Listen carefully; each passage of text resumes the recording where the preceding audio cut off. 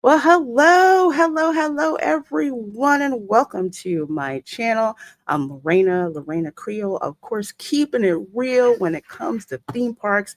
And speaking of keeping it real, welcome to the Resort Recon Live podcast. This is my in studio show when it comes to theme parks, and we go through all the latest theme park news that's on and popping, and also give you advice, also take questions from you guys in the audience. And we like to give you the unfiltered opinion so that you can make the best decisions for your theme park experience. So, as usual, it's a packed show of things to talk about. We like to banter, we like to gripe, we like to throw out,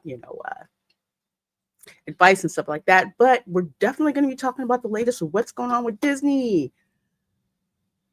Like the swallows that return to Capistrano, right after the fiscal year ends, the prices go up. So we are going to be talking about that.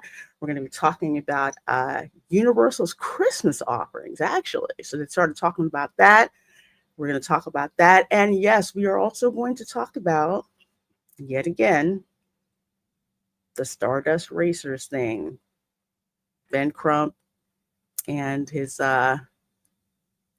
lawsuit, which isn't really a lawsuit that's been filed yet. We'll talk about that circus a little bit later on. So before I get started, there are 24 of you guys here. I see you starting to filter in here between X. Make sure you heart that stream on X and retweet it as well. And if you're over there on YouTube, whether you're watching from my channel, whether you're watching from Tom's channel, whether you're watching from Erica's socials, definitely like, follow, thumbs up, all that stuff, because the thumbs up is your price of admission, which is cheaper than anything you will ever get at Disney. So let me go ahead and bring in my fellow theme park aficionados. Let's see. I think Tom's ready. We'll bring him on in. How you doing, Tom? I'm doing okay, Lorena. How are you? I'm doing well. Still getting used to the fact that it is not fall here at all. Yes, it is. And I'm happy with it. It's. Hold on, I have a dog barking. They're like, what about me? Somebody's at the door. Okay, yeah, that's what they like to do with it. Now, the Professor X does that. I mean, he doesn't bark, but if he knows there's somebody at the door, he just perks up and runs to the door and paces to the door. That's why I never have to really look out or listen for if the UPS guy or the FedEx guy or the Amazon guy comes by, because Professor X has already got it figured out. Yeah. Before I even get there. And he's like, hey, boxes for me to chew. I don't freaking get it. Usually, the mic doesn't pick her up, but yeah. She was right outside the door this time. Mm-hmm. You're like, they know where good things come from. and she's got one of those half Chihuahua pit bull barks. You've heard her. I have. She didn't shut up the whole time you're here. Bark when you sit down. Bark when you stand up. Bark when you move. Yep. It's so funny. I love her to death. My brother and my sister-in-law are here, so yeah. Well, speaking of people that I absolutely love to death, how you doing, Erica? Doing good. Halloweening. Halloweeny stuff. Affecting. I have to go dig the rest of my Halloween stuff out of storage, because I've got some of it up that I'm starting to, shake the dust out and hang up and stuff like that. And I'm like, do I need anything else? I don't know. Maybe we'll see. I say that now, but when they start dropping that stuff down to 80% off. Oh yeah, it's the best time. Yeah, that's when I'll be swarming through there. Did you see the ones that Home Depot have? Oh yes. me and my brother really debated taking the dragon and that one big troll back. I'm sure the HOA would love that. Oh, they would. Yeah, because that's the thing I That thing's hate like 12 about feet tall. HOAs. You can't. It's like you can't be that yard. It's like you have to figure out the way around. The loopholes. I'm So thinking to that get one, HOA putting it up there and Karens. saying, hey, it's just a blow up decoration. That's it. You can't do nothing about it. Mm-hmm. What you gonna do? What you gonna do? What you gonna do? Well, let's see who we have got here in the chat with us. Let's see. We have got Kimberly Ann Knight. So good to see you, my dear. We have got Marilyn M. Hello, my darling. Says good morning, Lorena and chat. Good morning to you. Good morning, good afternoon, good evening, wherever y'all are watching us from. Sometimes I forget that we have an international audience that watches this show. So I kind of like to acknowledge that. Of course, Tom is here. And we've got Tina Beebe. Hello, my dear. Says, good Saturday afternoon, everyone. I've got stuff to do, so I'll mainly be in the background unless I hear something I've got to scream about. Girl, I do that too on certain people's streams. I'm just lurking. And when it's like, I got to say something, then I'll actually say something. Call that ninja watching. Mhm. Which is great. You would be surprised how many people they will put on like podcasts or long forms like this, not necessarily so they can view the video, but so that they can listen to it while they're doing other things. So Oh yeah, I do that. I'll do that with Mhm. like pro. Make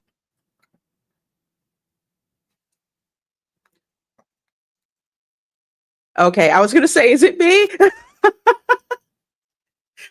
I lost Erica's audio for a minute. Or did I lose everyone's audio? Hang on. Test. Is mine working? Let's see. Did I lose audio? Shouldn't have. Can you hear me? Oh, this is funny. Why can I not hear everybody now? That's very, very weird. I can hear you, Lorena. Okay, I can hear you now. I can hear Tom now.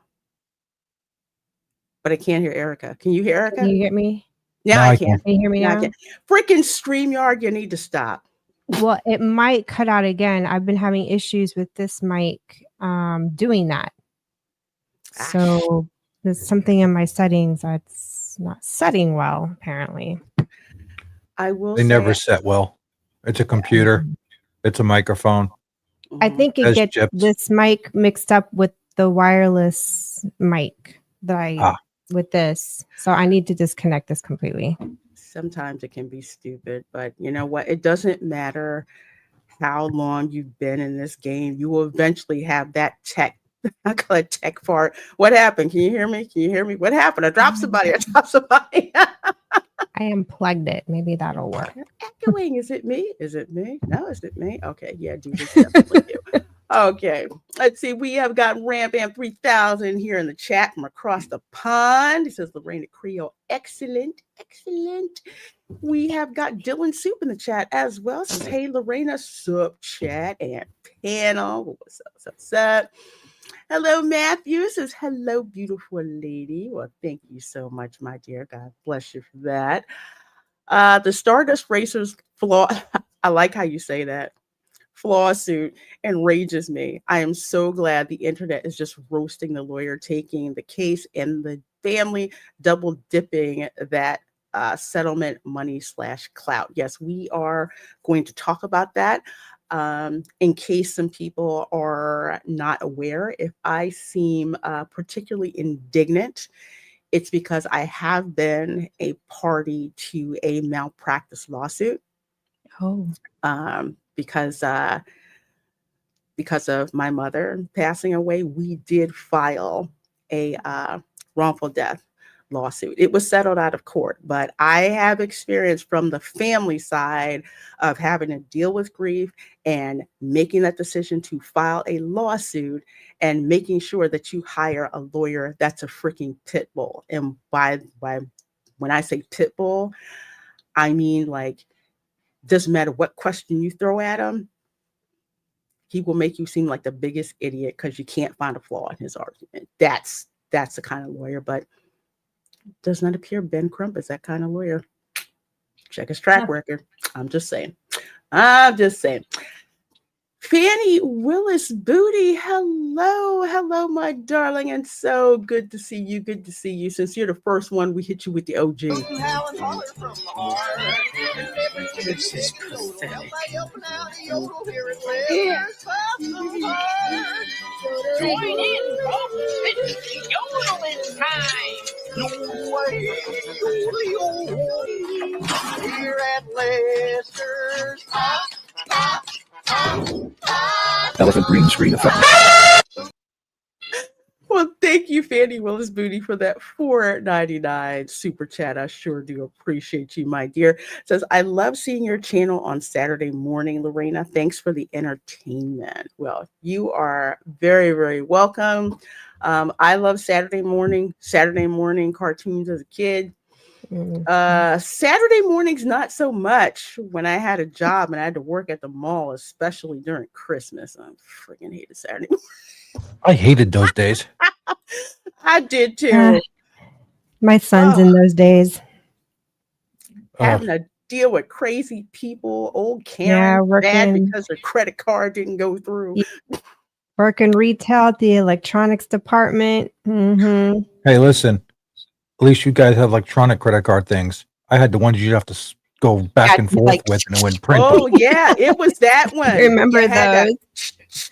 and then call it through at the Yep. same time, and Or process actual WIC checks.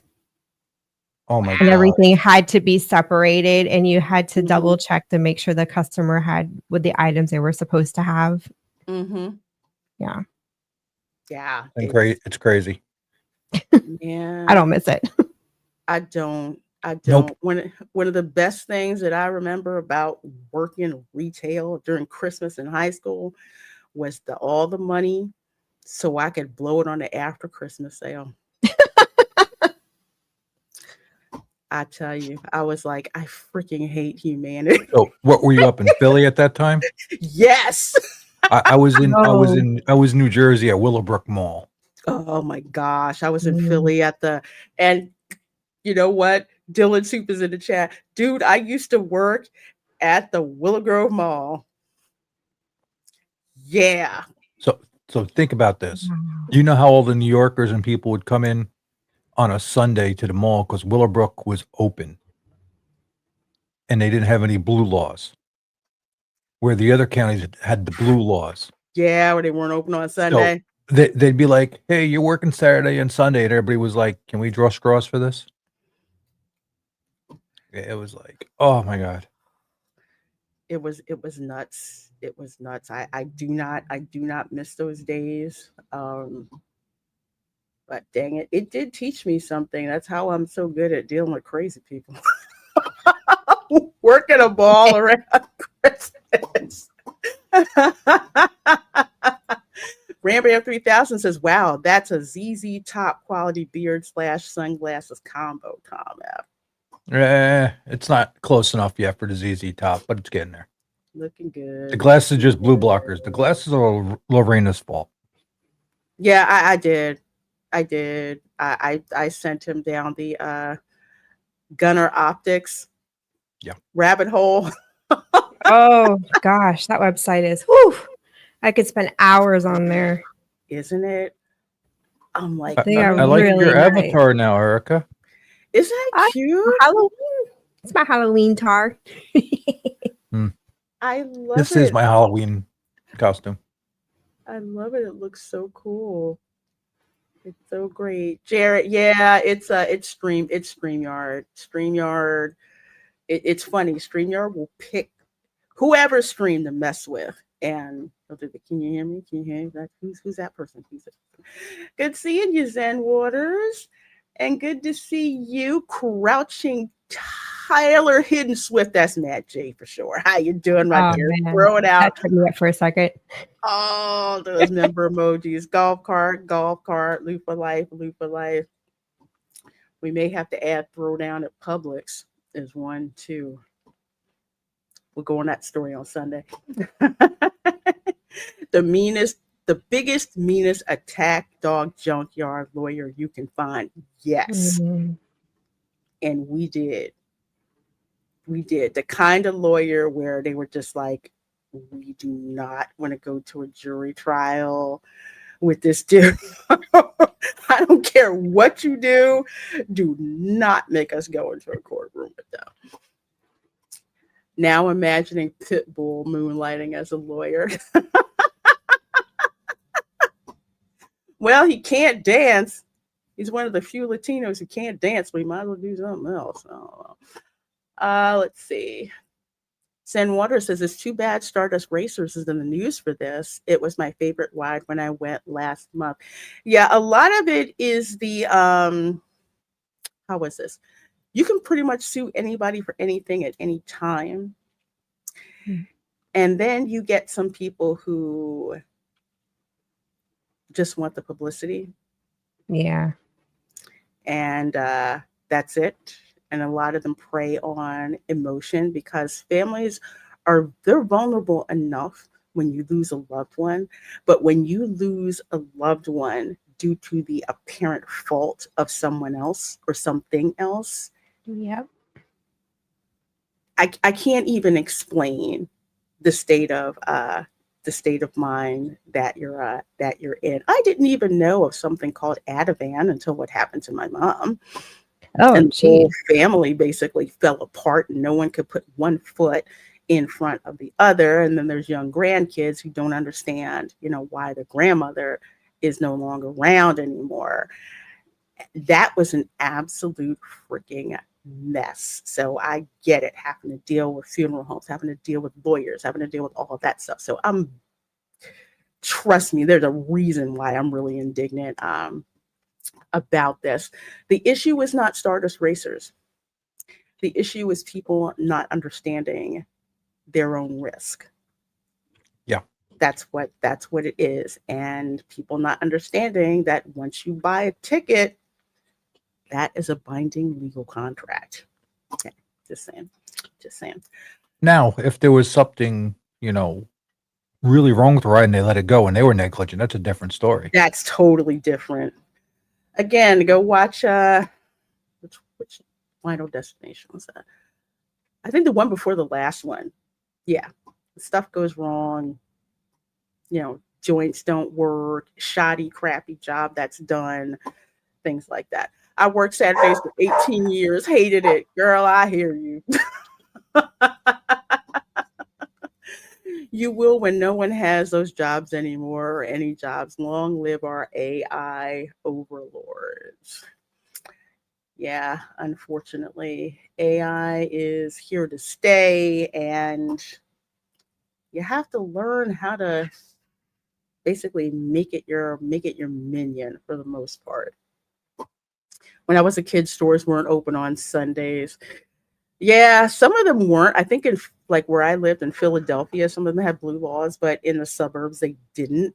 So people would come out there. It was a big deal to be open on a Sunday. And I tried not to work a Sunday, even though I would get time and a half if I did, because it was Sunday. So whatever.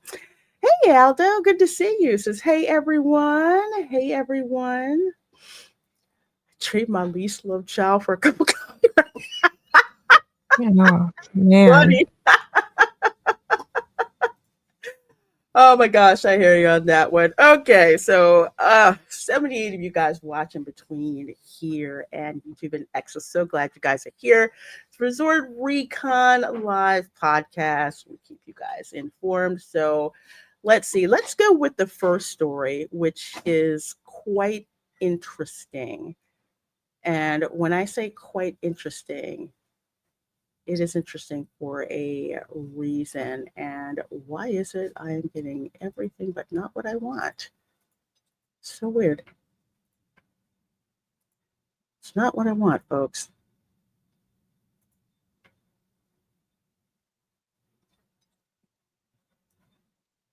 Okay, that's really pissing me off.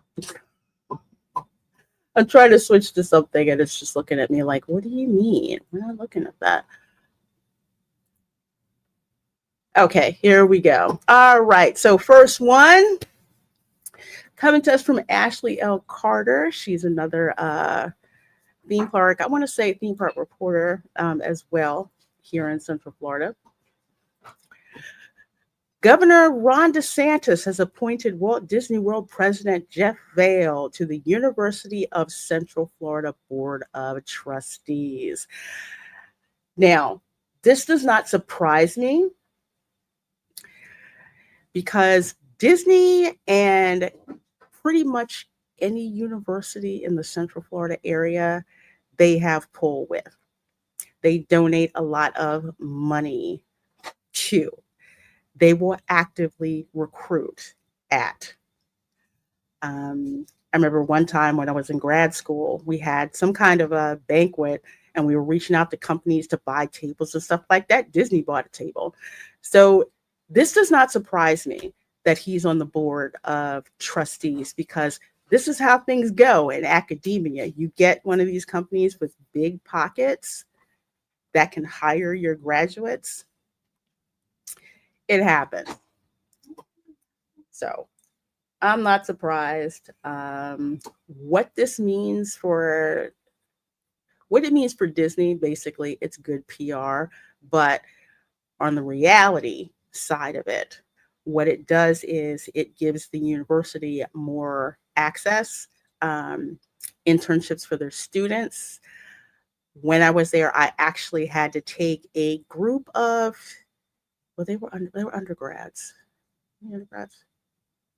Yeah, they were undergrads.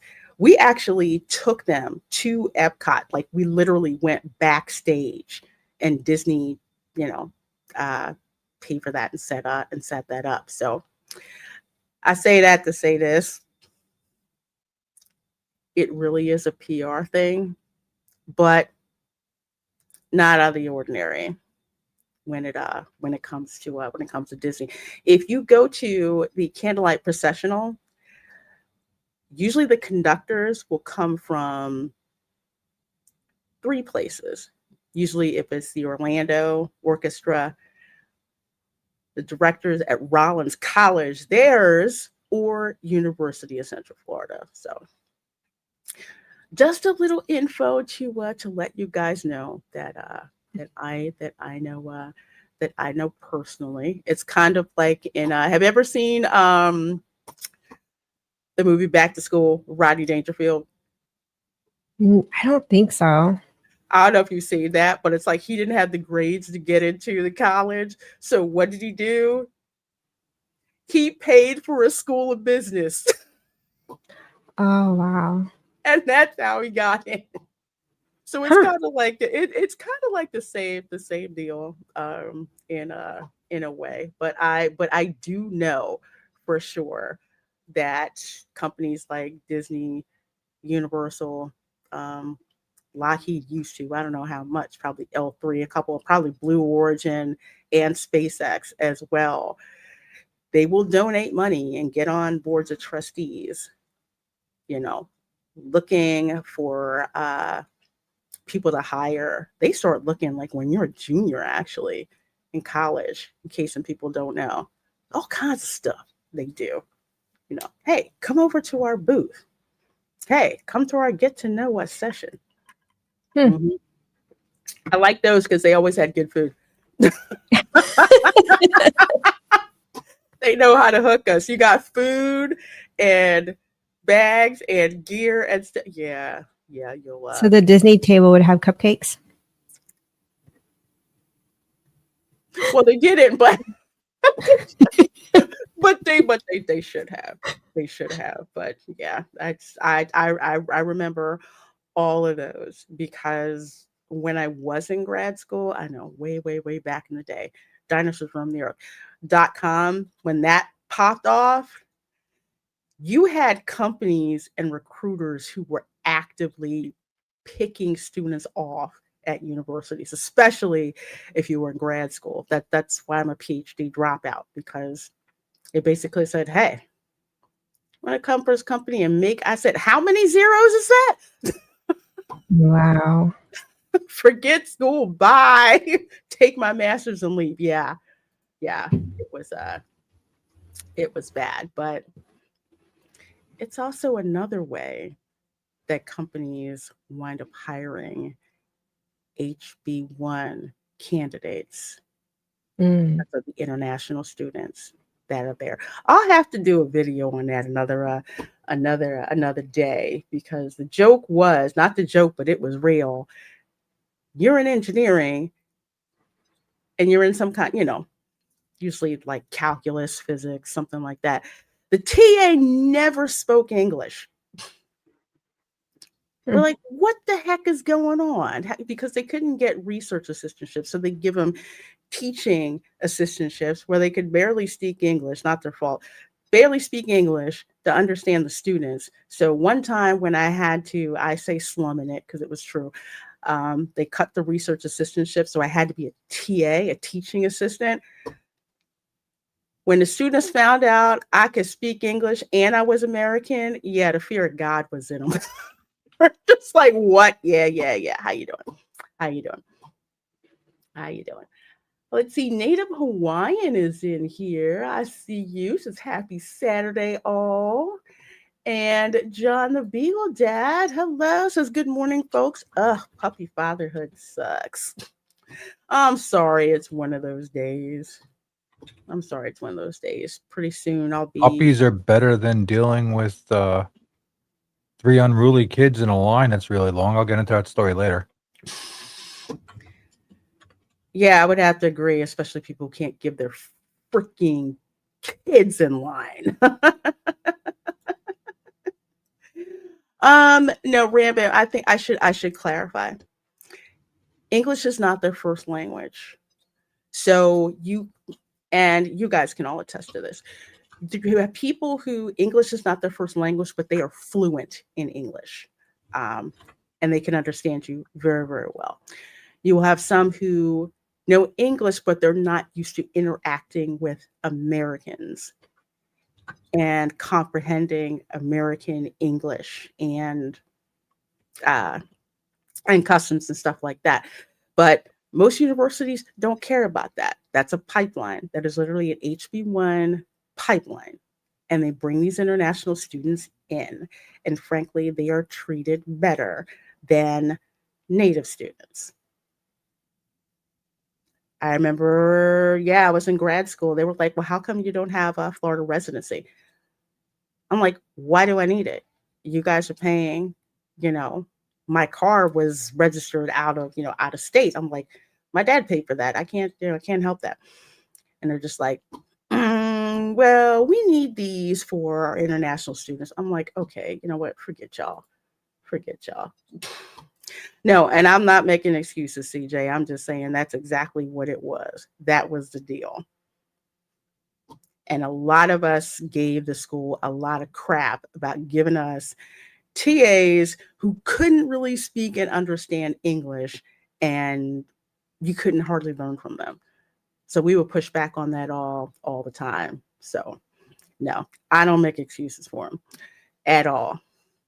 The university is the one to make excuses from. So when I say it's not their fault, I mean it's not their fault. They got put in the position of being a TA. That's what the idiot department chair decided to do.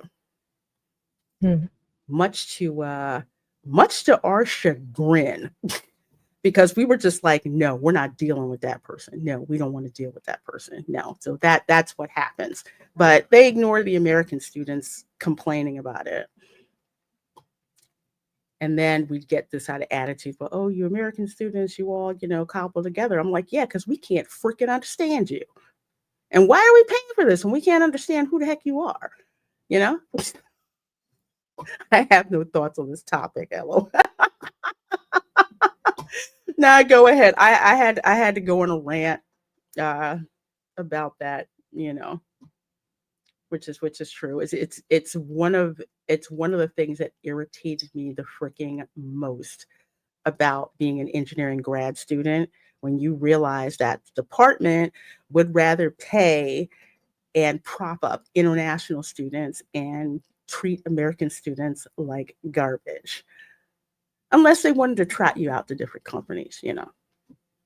But yeah, I totally, God, freaking, again, it's different from a person who English is their second language, and it's more of you getting adjusted to their accent, but you can totally understand what they're saying, and can completely communicate.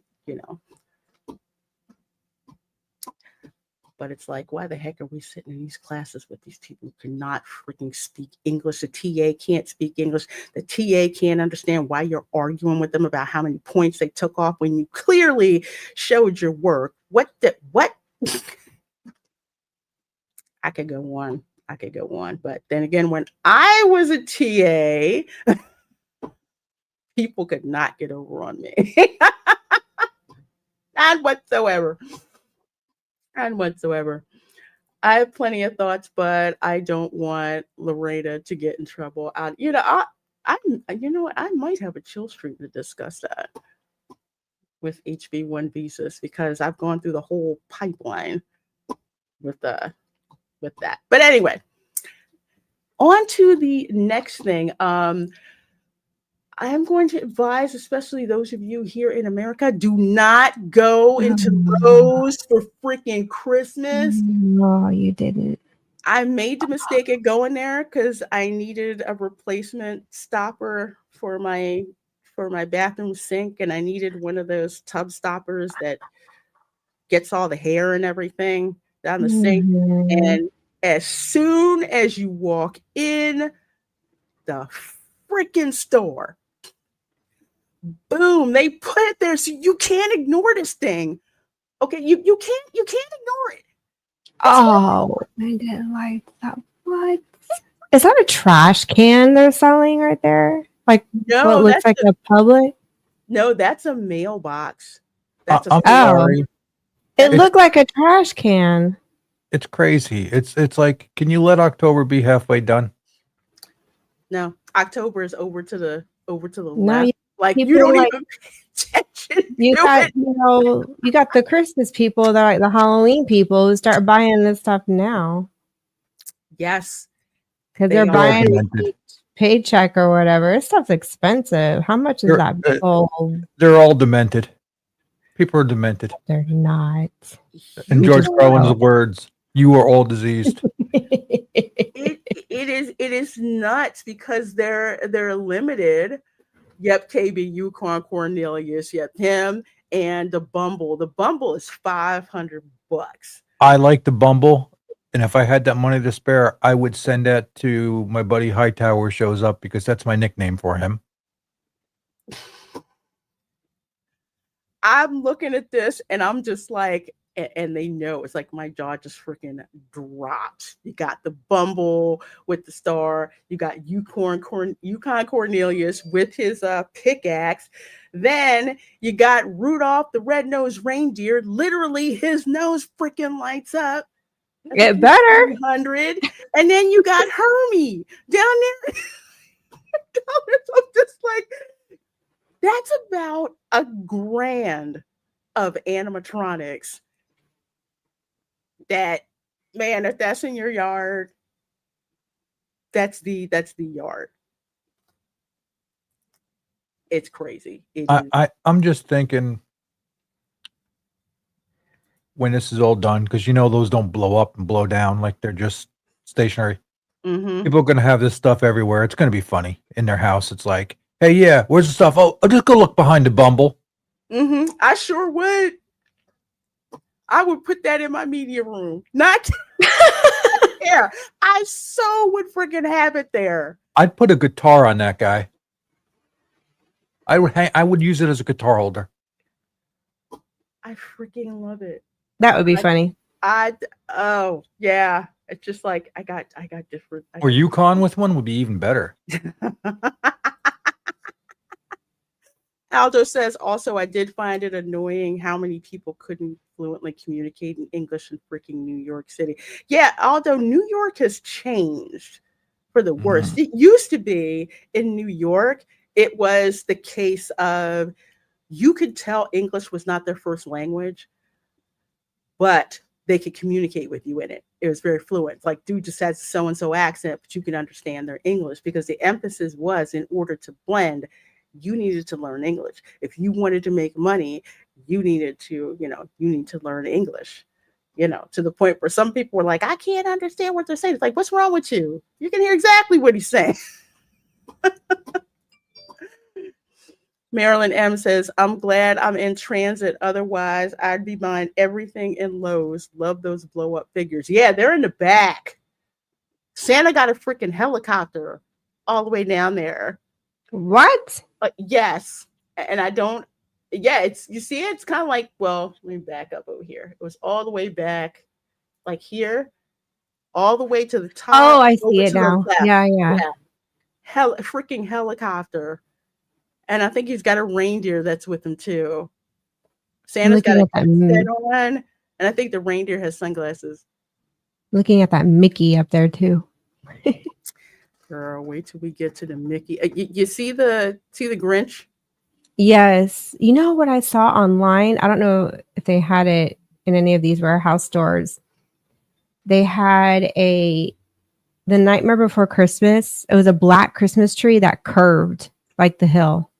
Oh. And it had orange and like purple lights, and I think like a yellow thing was like $464 or something. Yeah, it was, and it's like a 10-foot tree. This thing is massive.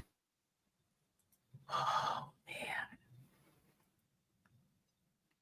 Can you understand the words? Exactly. I love the one in Rush Hour too, where Jackie Chan's like, you. And Chris Tucker's like, you who? You who? What you? This is first of all, there's a peacock. Oh my gosh, the peacock. I want this parrot. The parrot's got a Santa hat on. This is only for Florida. I swear it's only like for Florida, Southwest. You got a cactus, peacock, Jose the parrot. You got an octopus in the back and a fish with a frog. That's so random. Oh no, but is that Dr. Seuss though? Yeah, I think so. The octopus? Thought so. No, the fish. The fish is the fish. Parrot. I thought the parrot. And I think that's a frog that's on top. So that they both bluefish? have like Santa hat. Yeah, bluefish. Frog's got the fishing rod. It's got the Christmas lights on it and a candy cane for the Lord. This was like insane. I need the parrot. I have to have the parrot. Yeah, one fish, two fish. I gotta have the parrot and the fish. Here's a Mickey Mouse. What does this thing do? $300. It's an animatronic. It takes your money. That's what it does. This thing is like, I want to say it's at least 5 feet. Because I was taller. Does it talk or like read a story? I mean, it does something, right? For that. Yes. Yeah, it says, welcome. Please give us money so we can go to the mouse house. I think it sings. I know it moves around, like it's got like a songbook or something like that. I'm a penguin of doom. I need a penguin so I can do that. He cleans your apartment. I just knew it was way too expensive. I'm just like, just take footage, and just keep moving. Just take footage. Well, to be fair, that's what I paid for Emily. It was $2.99. The Corpse Bride. Okay, the Stormtrooper's funny. I need the Stormtrooper.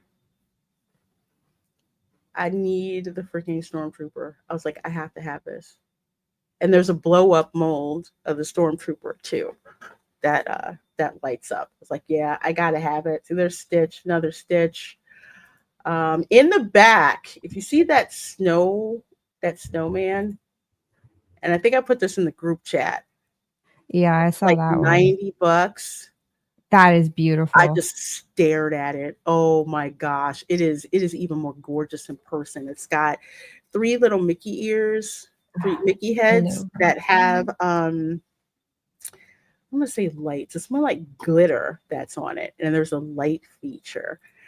And they all turn independently of each other, like clockwise, counterclockwise in the middle one, and clockwise on the bottom. And See, that's it's the kind of decor I like. I like that elegant looking, type decorations. it's so My stuff's just a mess. We'll call you Scrooge. I'm not Scrooge. I'm just Humbug. it's it is what it is. I told you, paint an umbrella green and put some round circles on it and call it good. Kiss my grits. This is the best Christmas decoration I've seen. Is that viral photo with one house all decked out and the house next door with a light arrangement that spelled ditto with an arrow pointing to it. I've seen that one. I would do that. I've seen that picture. It's been a while That- since I've seen it, but that's funny. That's freaking ingenious. I would so do that. Oh, jeez. Oh my gosh. I'll have to put the short up because I posted the video to our private chat, and because I was just like, y'all got to see this. That is so on my list to pick up this year, and I need to get it soon before Yeah, they're going to Especially- sell out of that. That one's gonna- really nice. yeah, especially down here where it's warm for the most part around Christmas, and people are always Yeah. walking around and looking. You get a lot of mileage out of your stuff, and of course you got the blow molds of Mickey and Minnie, and I love the neon Goofy. That's $219. Does he dance? Do they do like little? I think so. Wait, no. if it does, they didn't have that switch on. They just had him lit up, but I think he does. I will have to go back and look. This was like, okay, just get pictures and run. Just get footage and freaking run. Yeah, see, there you go. See? Oh, they're not so independent. They pretty. all work the same All you way. got to do is send a drone in Mm. there to do it. Like have your daughter do it without a credit card, and just stay away from it. How much is that one there? The light bulb one? This one, I think it's about Mhm. 90. Oh, I'm that's not not bad. mistaken. at all. How tall Yeah. are these things? This one, I want to say is at least 2.5. I want to say to 3 feet. Hmm. It's not little Okay. at all. But it's not like super tall. It's a nice little door decoration. You put it, if you get 2 of them, one on each side of like your door, It'd be like perfect. a topiary, but it's Exactly. It's like a topiary. It is my beautiful. It is absolutely Mm. beautiful. And yeah, they will take it. Wait, no. sucks. I have no money to spend right now. Oh wait, I could be wrong. I think it's 179. Oh shoot. I'll have to go back and double check that. I'm gonna have to double check it, but yeah, it looks like it's 179. Holy crap. Maybe mixing it. Oh yeah, shoot. Okay. We'll think about it. It was a nice Probably gonna dream. be no, but it's gorgeous. But I'm like, man, I don't know. See, we got Eeyore. We got Dumbo. I love the Dumbo one. Look at that. He's so cute. And then we got the Stormtrooper, of course. Gotta have that. Gotta have that one. Let's see, there's Stitch lights you can hang up. And what else we got down there? That's the light up Stitch. And there's one where you stand up. The animated Stitch, that's 140.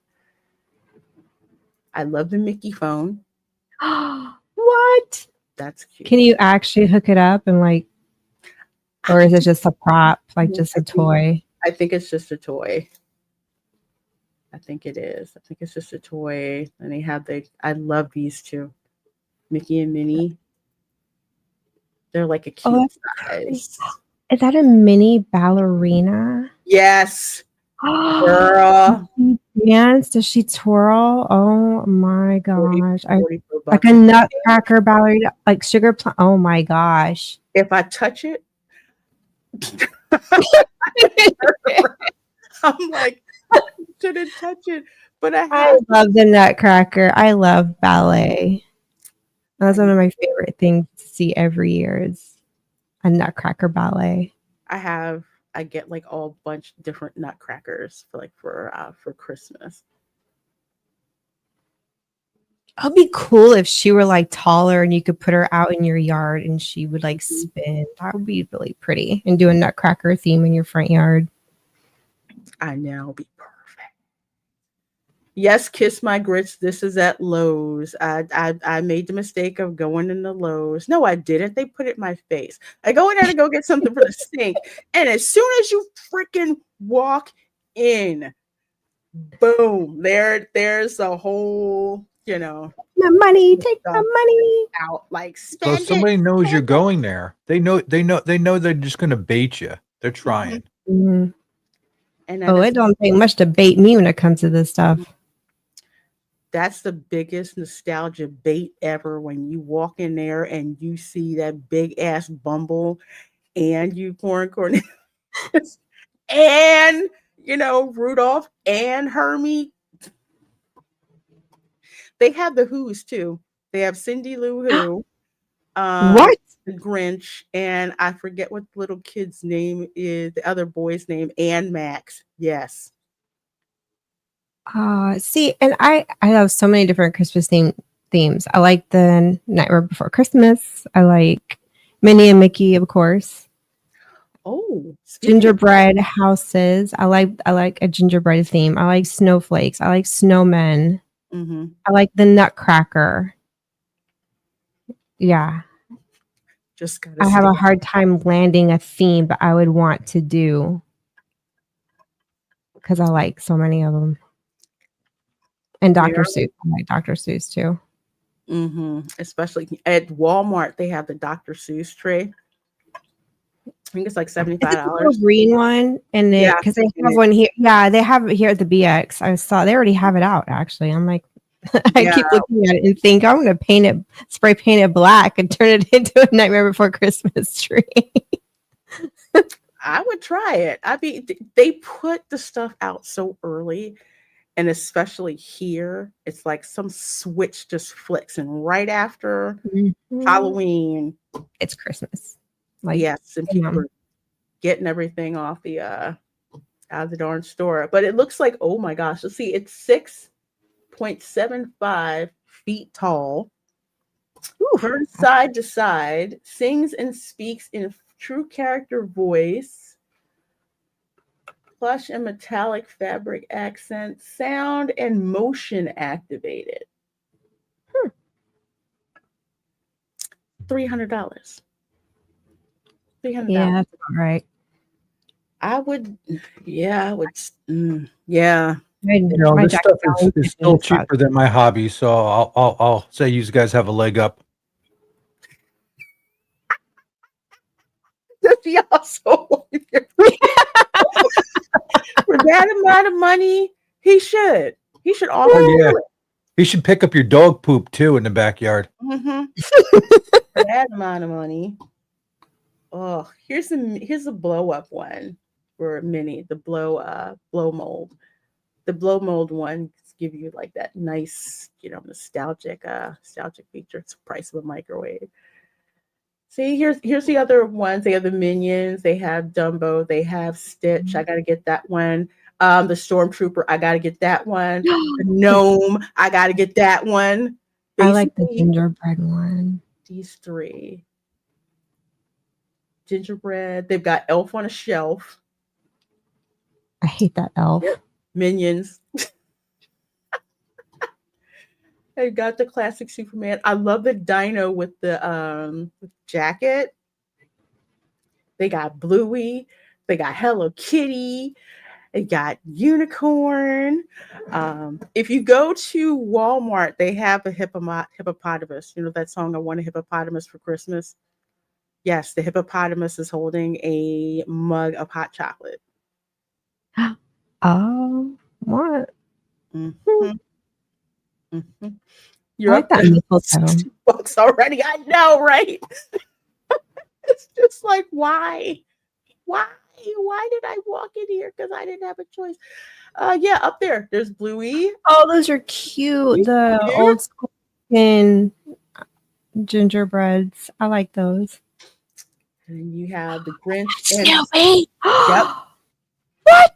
That's how I Oh, knew I was Peanut. screwed. It's I'm not talking $100. about Peanut. I freaking love the Peanuts gang. I would have to do Snoopy. That's just a must. So cute. And he's got the Christmas lights on his house. Mhm. This Merry Christmas, Snoopy. I'm like, oh man. Where's the rest of the gang? You gotta have like Charlie Brown and the rest of them too. They're just putting this stuff out. Like there's certain areas where there isn't anything yet, which means they got Mhm. more stuff that's coming. So if you I want to decorate your yard with this stuff, I'd highly suggest start getting it sooner rather than later. I would love to do a Peanuts gang nativity scene. That would be cute in the front yard. That would be Love adorable. that. I've seen like small ones. I had them years ago, and it was the Peanuts gang. And I never bought one. Having one in your yard would be really cute. I would love it. I want it all. Yeah, yeah, yeah. That's me. That's me for real. I would totally buy that Snoopy house. Yeah, I know when I start zooming in on stuff, it's like, yeah, I totally gotta have it. They know exactly what they're doing. They're nostalgia baiting us, and we just have a knee jerk reaction like, I gotta have it. I gotta have it. I gotta have it. They had an iridescent nutcracker, which I think I'm gonna get it from Walmart because it was way too expensive here. Where is it? See all the way in the back, go towards the right. They Where have is this store? Lowe's. This one? Yeah, because mine is nowhere near that. This one is in Kissimmee on Osceola Parkway. Okay.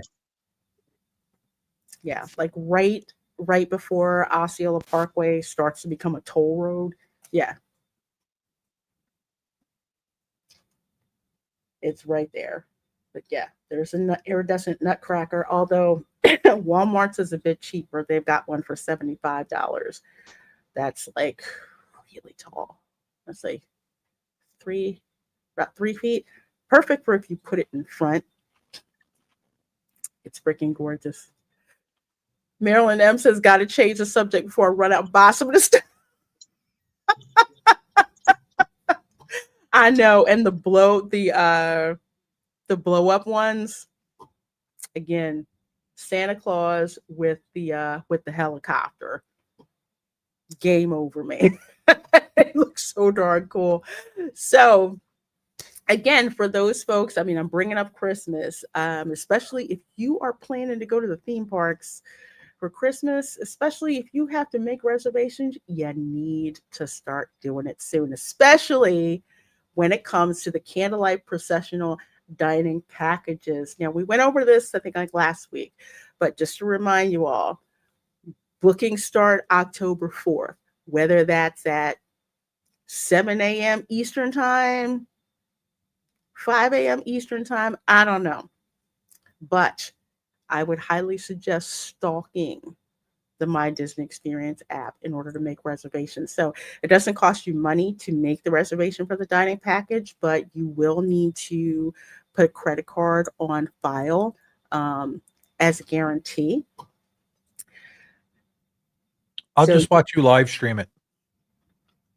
yeah, just watch me do it. Just watch me do it. But let me show you guys, because I plan. Usually I'm at several of these performances, but if it's a performance that I really, really want to go to, I will get the dining package. So we went over this last time.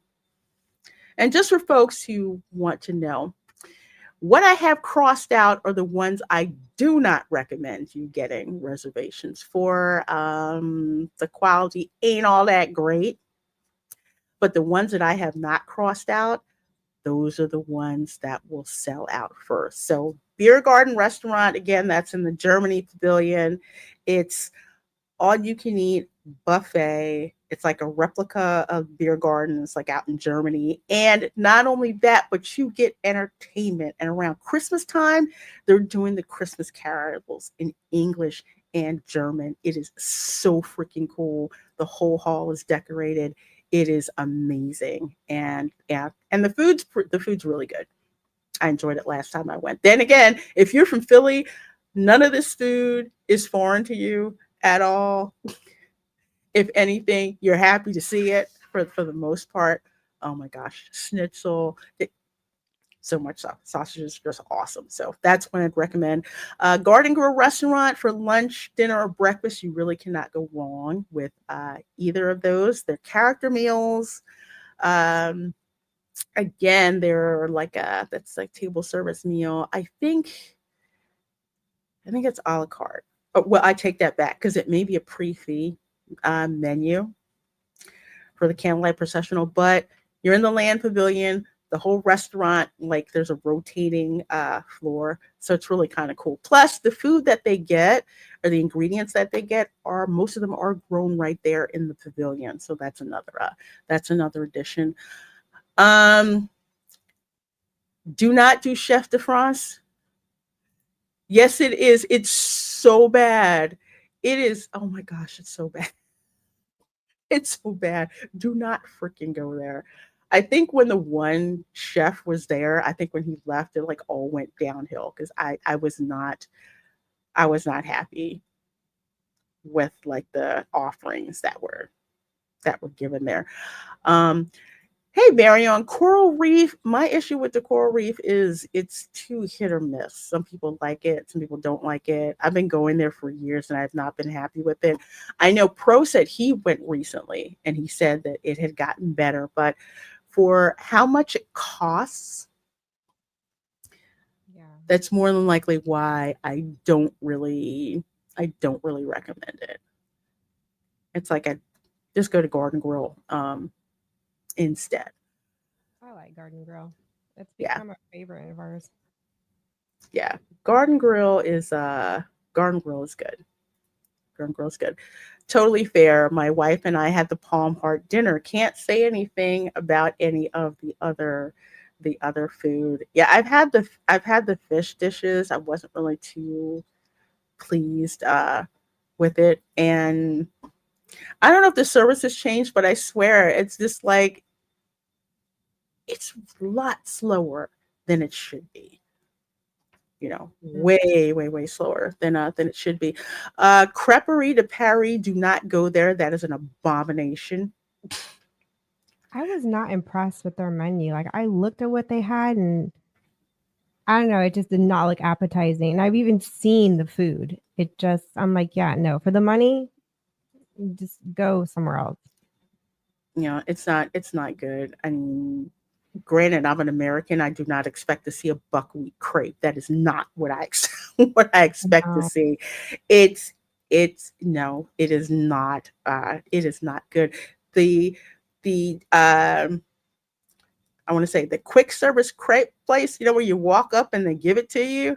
Yeah, That's the types of crepes that we are more used to. And I actually got one for free. Actually, it was pretty good. And that's what they have out here in Europe. Are just walk up like crepe like trucks, food trucks, and when like they don't have sit down crepe. That's an Americanized thing Disney did. Yeah, to be thematic, but it's not culturally accurate. No, it's not. Even the one at Universal, the crepe stand that they have there, they're like freestanding. The crepe place is literally right next to the restaurant. Usually people aren't going in there. The line is for the ones, where you can grab and go. There are types of crepes now. Yeah, I want to say with respect to the additions and the toppings that you would have, like some of them are, like strawberry, different fillings. Again, if you're from New Orleans, you're thinking Bananas Foster. You keep forgetting that there's actually a crepe that's in there, but it is. Yeah, same here. The famous one out here is Nutella or Nutella with banana. Those are the top Mm-hmm. ones. But you can also get cinnamon sugar ones with no filling. And you can also get like strawberry jam or raspberry jam. Or like boysenberry or things like that. Let's see. Oh, you can put anything in a crepe without committing it. No, that's what I mean. Putting anything in it. Because a crepe is not like an American pancake. We know the difference between, Oh, yeah. Oh yeah. between the two, Totally different. But yeah, don't eat there. I want a Nutella crepe. Thanks, Lorena. Mhm.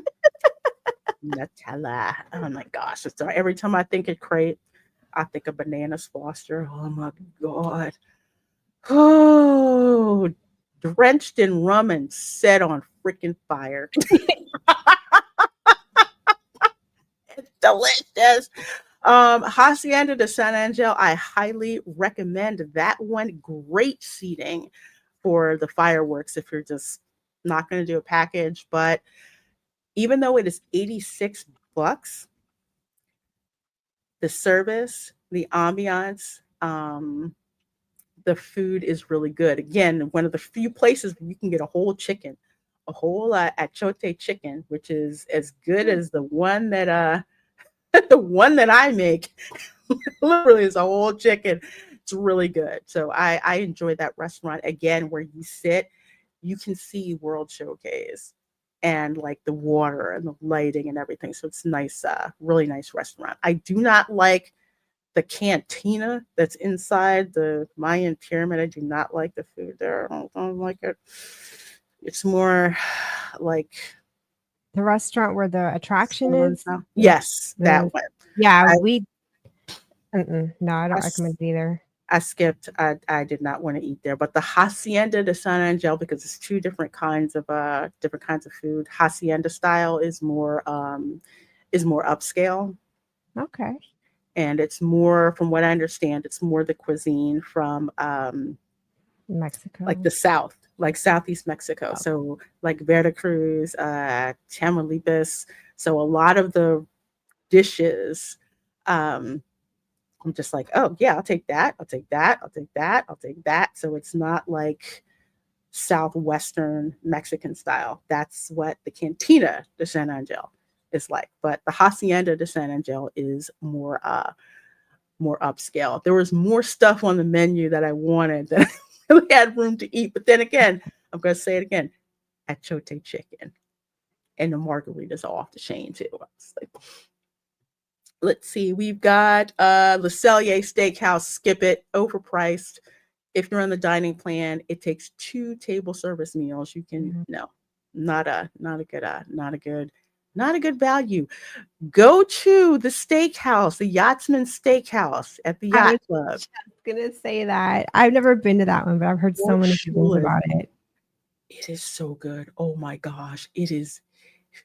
The Yachtsman Steakhouse is off the chain. I regret going there on our honeymoon. We had the deluxe dining plan and we stayed at the beach club. And I kind of wish we had dined there instead of I forgot what I could have swapped it out for. But this is way back when California Grill was like, California Grill. Yeah, when it was worthy of, you got to go there. One of those places. Barry on, no, I didn't get to that yet, but yes, that is a day of for the Regal Eagle Smokehouse, which I highly recommend. It's more of, as soon as the park for the day, I think you have to go there in person and see if there's anything available for the candlelight processional dining package. You can do that. The Regal Eagle Smokehouse is a good eat. It's a I don't even call it quick service. I think it's titled quick service. 9 Dragons. No, you have better Chinese food at home. Better Chinese food at Panda Express. It's just not, it's not to like American taste. You won't get like Cantonese style stuff like that. Rose and Crown Dining Room. I am not a fan of British food, but from people who have went, they absolutely love it. I like the fish and chips. Fish and chips are banging. The decorations are amazing. I think they still have the piano player that's there. And So gunpowder too. that is a favorite. So usually I don't go to the Rose and Crown. I usually get the fish and chips from the walk-up place. That's a Raph gets. He loves their fish and chips. And no, he lived in England as a child. So he's like, that's as close as I'm going to get. Yeah, I love it. It's great. We get the fish and chips, and then we'd walk over to the UK pavilion in the back and wait for Father Christmas to come out and listen to the UK storyteller. It's just that's something we saw used to do. Father Christmas backstage once. It's funny.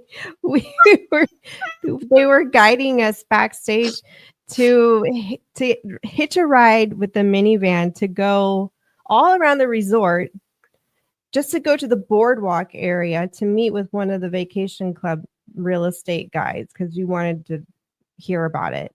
Mm-hmm. And yeah, the guy literally went, oh, how do I look? And like his handler was like, yeah, you look good. And he goes, okay, like, let's get on with it. It's funny. The Rose and Crown isn't that bad, but last time I went, the shepherd's pie was way too salty, making it inedible. Oh no! I hope you send it back. I'll tell you what's good is that Raglan Road in Disney Springs. Mhm. Yes, that is. Yes, it That is. is really good. And usually the only restaurant that has a permanent Orange County Sheriff's Deputy presence on the weekend. Well, yeah, they have a couple bars around it. I wonder why. Yeah. All fights started the Wrangler. You know, I need to go to Gideon's again, Lorena. Damn you. Yeah, I know.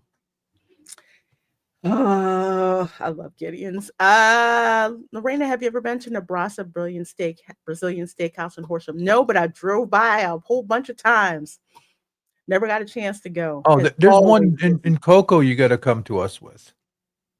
Ooh, 'cause I love Brazilian. Oh, Brazilian yeah. steakhouse. I love Brazilian steakhouse. Just go hungry. Hey, Lepus Felix, it's such a dismal time for Disney. Yeah, we're gonna talk about that definitely for sure. It's not like it used to be. Let's see, Shikisai, way too expensive sushi. Skip it. I'm not paying $150 for sushi. Just no, I don't like sushi anyway, but it is very expensive. Shikisai, really expensive. Spice Road Table, that is really good. The food's really good. The spice is great. It's not like overly done, but you can tell how savory the dishes are. You get a good amount to choose from. That is a good bang for the buck at the Spice Road Table. Most people won't go because they think it's I too like that exotic place. or whatever. It's amazing. And they still have the tea. Oh my gosh. So they bring the tea and they pour it out. It's like a whole show. Next time you walk past that, I need you to get the menu for me because I want to see if they still have those lamb chops I like. Oh my gosh. I hope they do. Butterbeer crepe Zen waters. I didn't get to try those. They were over at Epic.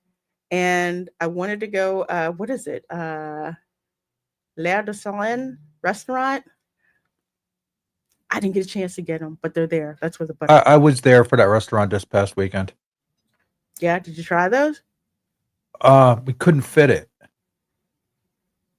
We had No? other food and we were stuffed that we couldn't just do we just didn't get the crepe. Dang it. But the other food was surprisingly large for the serving. I was surprised. Oh, nice. Dan hasn't tried Gideon's, but he says I like the butterbeer crepe. It was pretty good. Dude, that was on my list of must eats. And I didn't get a chance to like go to it. I was so bad. Teppan Edo is basically Benihana. It's $110, but I really like Teppan Edo. Food and a show. And get the sake if you go. A little expensive, but a mojito made with sake. It's so good. Mm. And it's really strong. My Well, if the drinking's strong, is it worth drinking? Mm-hmm. So it's delicious. Absolutely delicious. Tutto Italia, hard skip. No. Everybody's nana should be out there shaking like a wooden spoon at it, throwing tomatoes at the restaurant. It's so freaking bad. Don't go. However, Via Napoli, definitely go to. The best pizza, the best desserts, all of that. So Via Napoli is definitely worth the money. So I would try those. So anyway, those are just my suggestions. The other thing to mention is that one of the most popular narrators is going to be Gary Sinise. And I think, when is his performance? His is December 18th and 19th. I will tell you right now, that will sell out first. Definitely. The Fonz might be second, but I'm pretty sure Brendan Fraser will be close to that. So yeah. Anybody want to go see Brie Larson? Oh, geez. See, who? She's in the lineup. Wow. Who's that? Who's that? Brie Larson. Excuse me?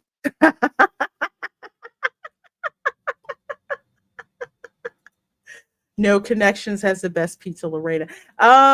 It does. It does now.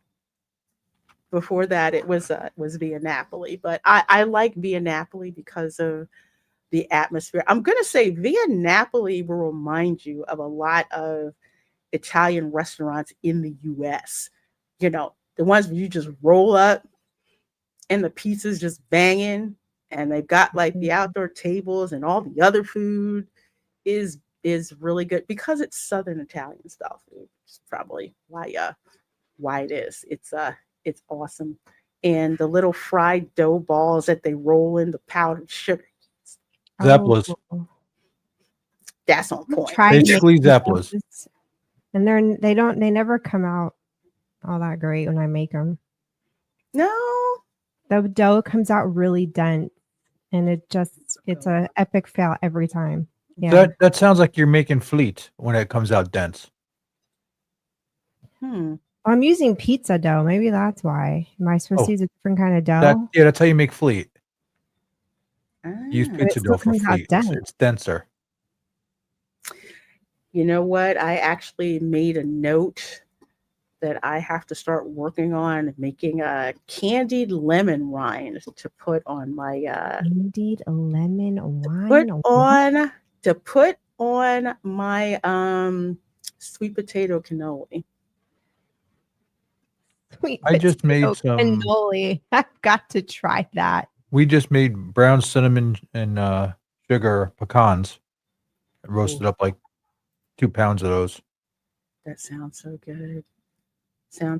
Y'all are gonna laugh, but I got a Southern Italian cookbook specifically that I bought a couple of years ago, and a whole thing about how to make candied lemon rind, because that's another one of the toppings that you can put on cannoli along with the chocolate chips. But I also make like candied pecans, and I chop that up with like white chocolate. So whenever I make like all the cannolis, and my sister's probably listening like, yeah, you got to make that again. I have some that have the different toppings that are on it. So like the traditional ones to the ones with like pecans and white chocolate. So I do that whole thing. But apparently there's a whole process of how you make candied lemon rind. It's pretty darn cool. I cannot wait to make that. Gary Sinise is the only person on that list that I'd like to see. Yeah, if I was coming in from out of town, definitely him. And the reason why I bring him up, and I'll wrap it up in a little bit, is because how much respect he gets for what he does for military families. So his particular performance, standing room only, every single time. I mean, they're all packed, but when Gary Sinise is there, it's different.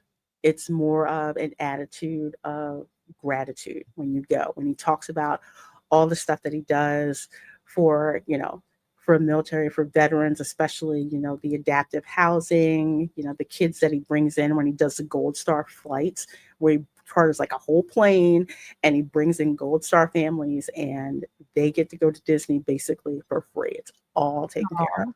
Cool. And even the inside of the plane is all decorated. It's so cool.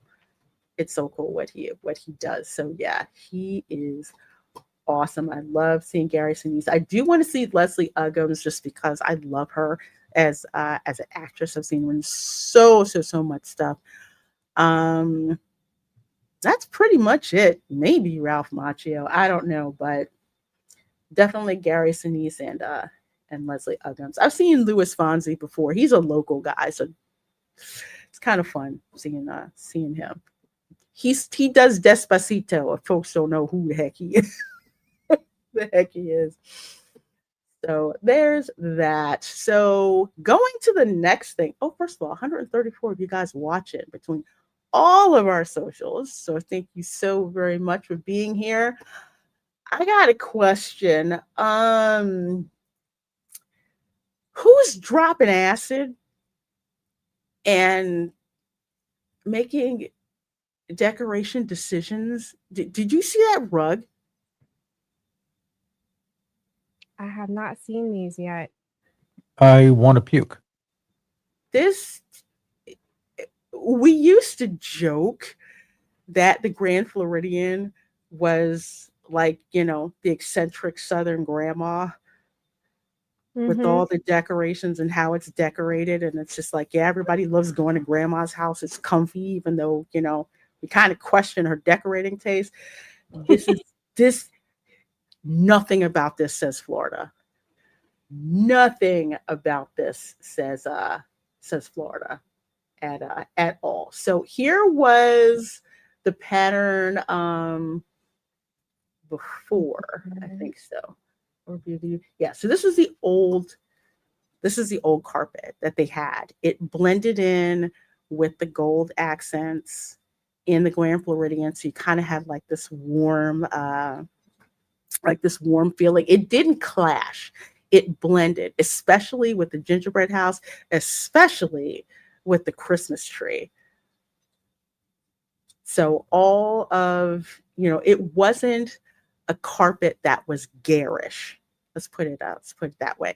And it also blended in with the Italian tile, which they have all around, which has these little like green accents. If you go and you look, you see like the hidden Mickeys. It's got like Cinderella and a couple of others. If you look at the Italian marble that's on the floor. So instead of this, which looks like a nice accent type of pattern, you've got this monstrosity. Oh, gosh, I didn't expect it to be so loud. Make it stop. My eyes hurt. Holy cow. My eyes. The sunglasses aren't helping me. Man, even the Golden Girls have better home decor. That looks like something that you would see in a garage flea market in East Orange, New Jersey. You said East Orange. Oh my gosh, that is bad. Putting on my Doors music to go with that carpet. You get why I said that, right, Lorena? Mm-hmm. Yes, I do. Yeah. I'm sorry. Erica, it's really loud and just busy. Is it really that ugly or is it just the photograph? Maybe it's the angle. No, it's really that freaking ugly. You can't even see the furniture. Like the carpet just Look, the wolf I have on the wall behind me looks better than that crap. It's the 1920s, not the 60s. Thank you, Dylan. That's exactly it. Kiss my grits. Her comment. That's the rug a Jersey housewife in Bergen County would have. Yes. That's why I brought up that. That's why I brought up East Orange, Bergen County, because yeah, I know it quite well, unfortunately. Yes, it is. This is. Oh my gosh, this is so freaking tacky. Go and It's Shogi, that carpet does not look nice anywhere. Go away with that. dark clashing too much with all the way. It's not a Southern style rug. It's not. I mean, Well, you can get away with this in Virginia, but well, the Grand Floridian is supposed to have a Victorian art aesthetic and to it. yes, exactly. And I don't know what they're trying to do, but it does not scream Victorian. No, Not in the color palette, not in the patterns and textures. God, it makes my eyes hurt. You can't even see the furniture. It's just like this jumbled up mess. Look, it's like if you go back up here, here's the original furniture, the original rug. You know, it's a muted color and has like the Victorian floral patterns that are going on. That matches everything immaculately. So you can see the furniture, you get the warmth of the lobby, which is why so many people wanted to go there, because that's what it looked like, Victorian style.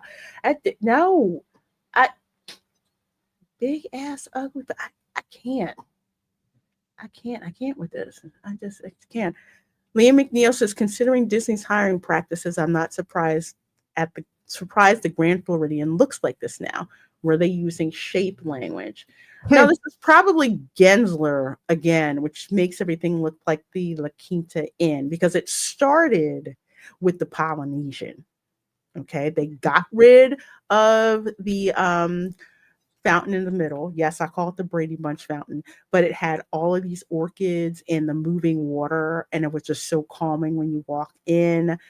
The carpeting, well, it didn't really have carpeting. It just had like the tile on the floor, which matched perfectly. That looked good, and you actually felt like you were in Hawaii somewhere. Now they got an ugly ass carpet and a statue. It's, you know what? If I was drunk, I would not be able to see straight. This would not help. You would just be dizzy. Like nothing, the furniture doesn't pop at all. No. You have to really went and look hard to find the furniture and see all the little different separated living rooms. Was it good with other stuff that muted a bit? It turned the volume up to 15. Yeah, all I can see is that rug. That's it. And they put those really light colors for the furniture, that gray and that blush blue. Mm-hmm. It doesn't pop. It just. I mean, is it so they have to vacuum less? Just saying. Who knows? And the furniture is like a 50s rendition of the Victorian era. I wouldn't even say it's even Victorian. No, it doesn't. Here, let me go. It's shape language. Shape language.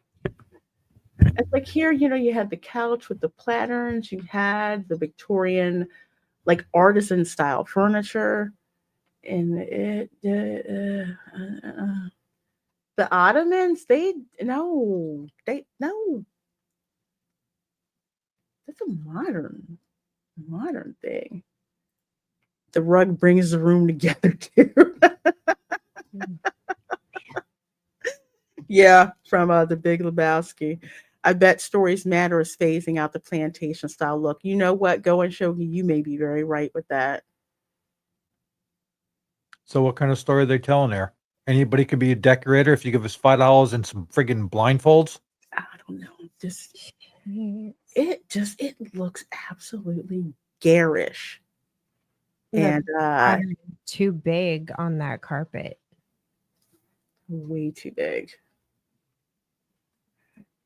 And even for Florida, I mean, you would have, that's why there's all that marble that's on the outside, because it is so hot. You kind of had the rugs that you did have usually was lighter in color, but they were kind of like area rugs, so to speak. This just like takes everything away from the furniture. Once upon a time, Disney used to have carpet custom made, and you would see like hidden Mickeys Mm-hmm. and stuff like that. And I'm not seeing any of that in this. It looks like they just went to some carpet warehouse and picked out whatever they thought would look good. It doesn't even look custom. And what I have in my head is, if they wanted to go with that Mary Poppins look, where how the DVC rooms look with that blue and the cream colors, they could have done that, but not gone with a pattern, maybe gone more with a solid and like small, maybe like a small floral print. Mm-hmm. Yeah, I think that's it too, going Shogi, because they're putting that bar on the first floor.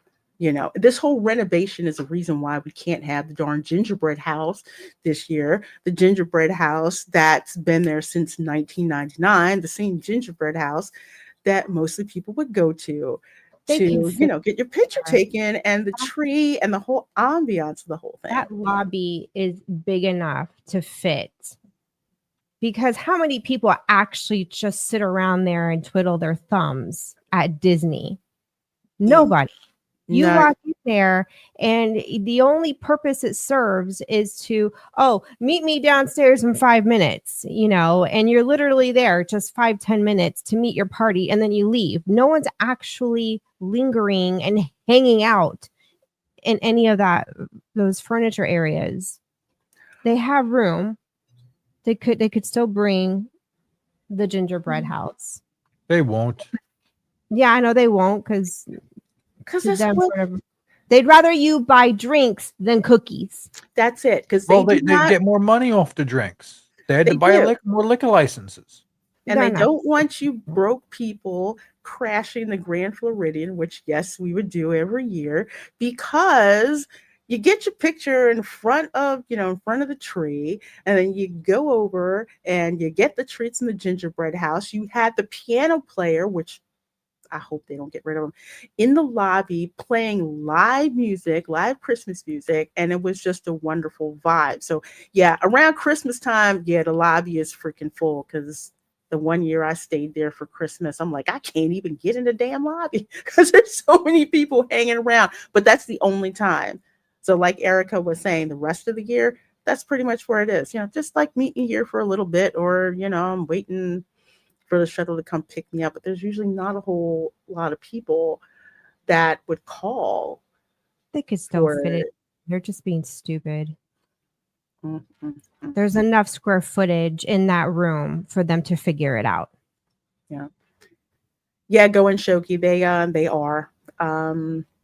I think the beach club is going to be crowded more so than usual this year, because after the gingerbread house at the Grand Floridian, which is like the granddaddy of all of them, the rotating carousel gingerbread house over at the beach club is the second. That's the second. Yep. That's the next best one. Yeah, absolutely. So is Grand Floridian going to be selling any of the shingles and those cookies with that recipe? Because each resort has a different recipe for the gingerbread goodies. So that's an excellent question. Any of it? I will be over there. That is not Victorian. That is mid-century, and that is fugly. I hate it so darn much.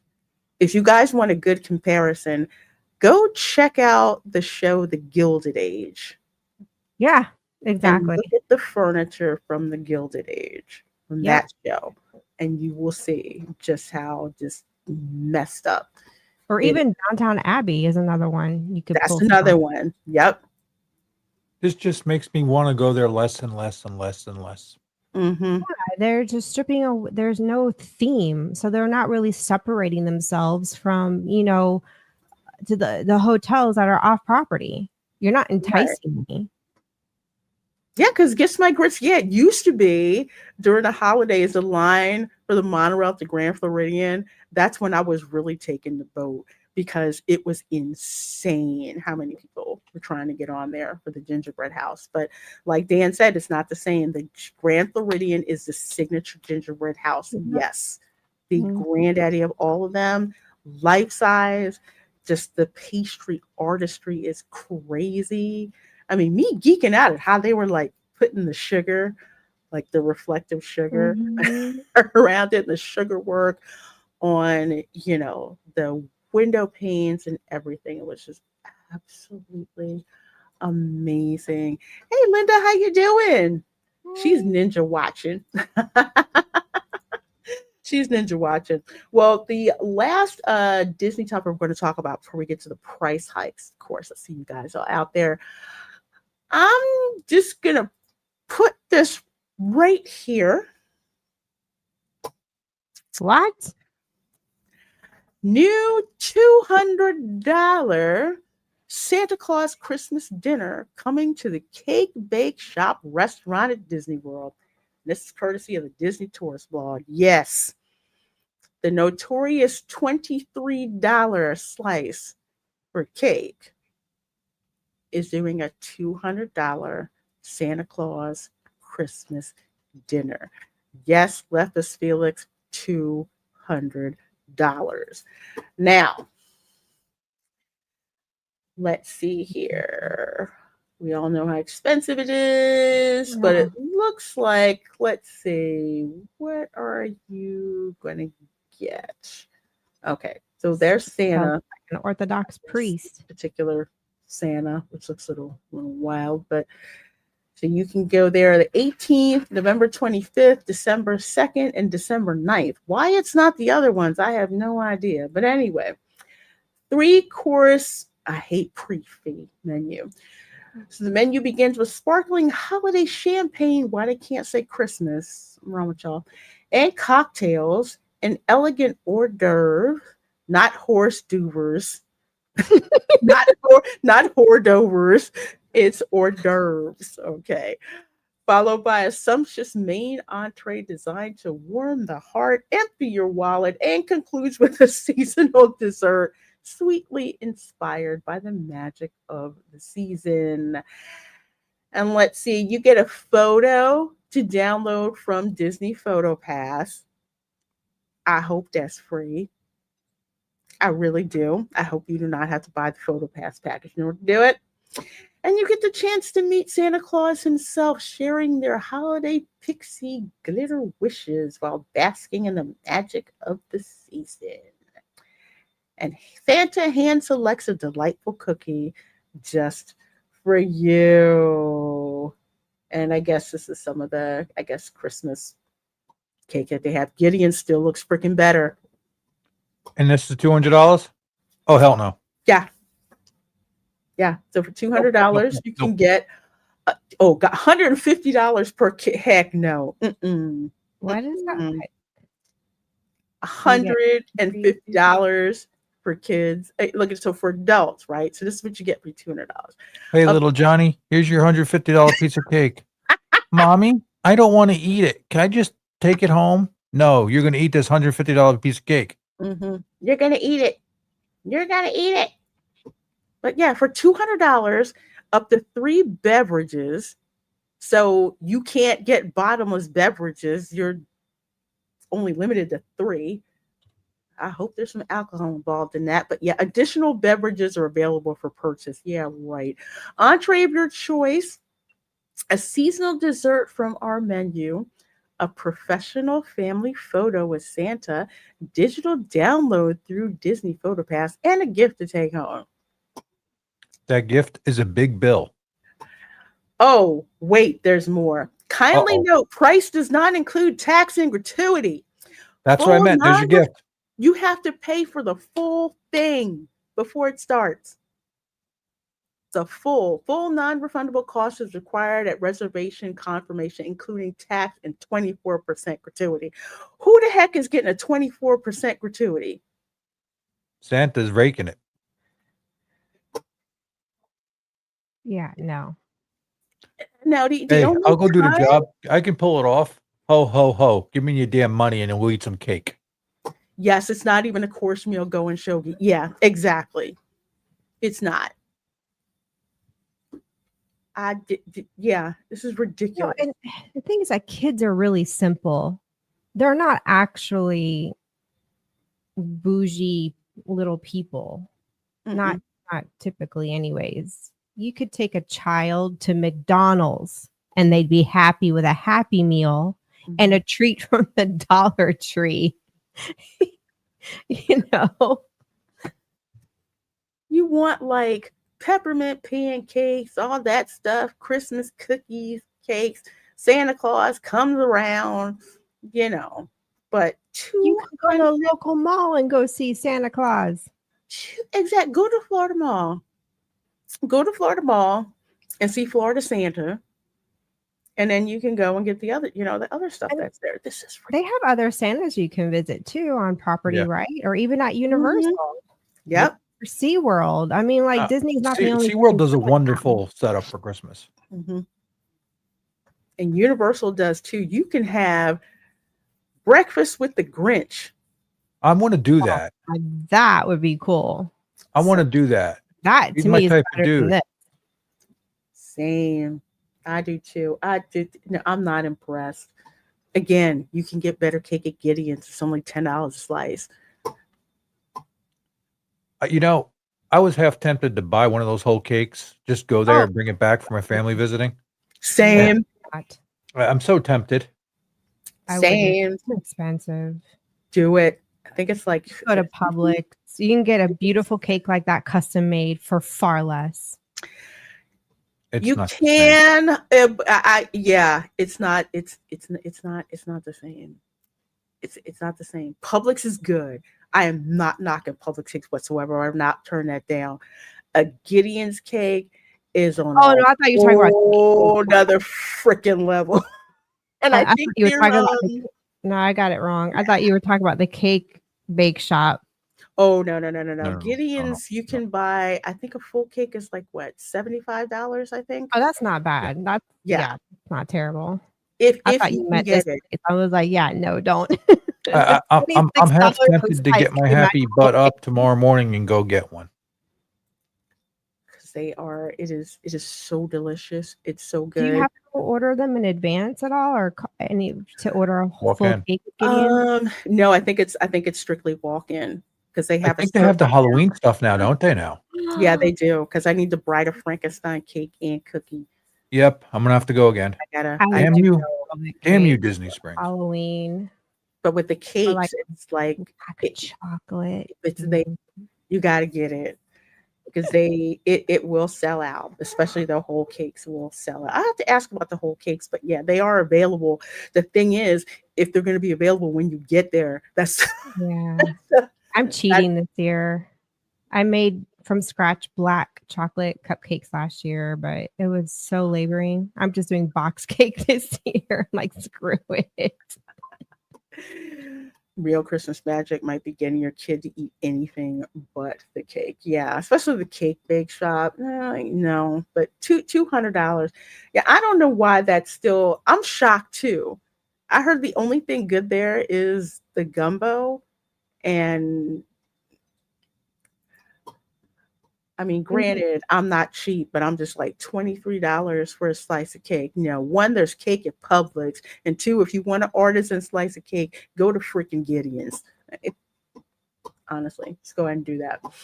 Well, folks, we got over 150 of you watching. We're going to get to this article here you guys can kind of see what we've been talking about with, decline by degrees and all of that. But again, right after the end of the fiscal year, Disney hikes their prices. Now, the price hikes from Disney are nothing new. They would always do this.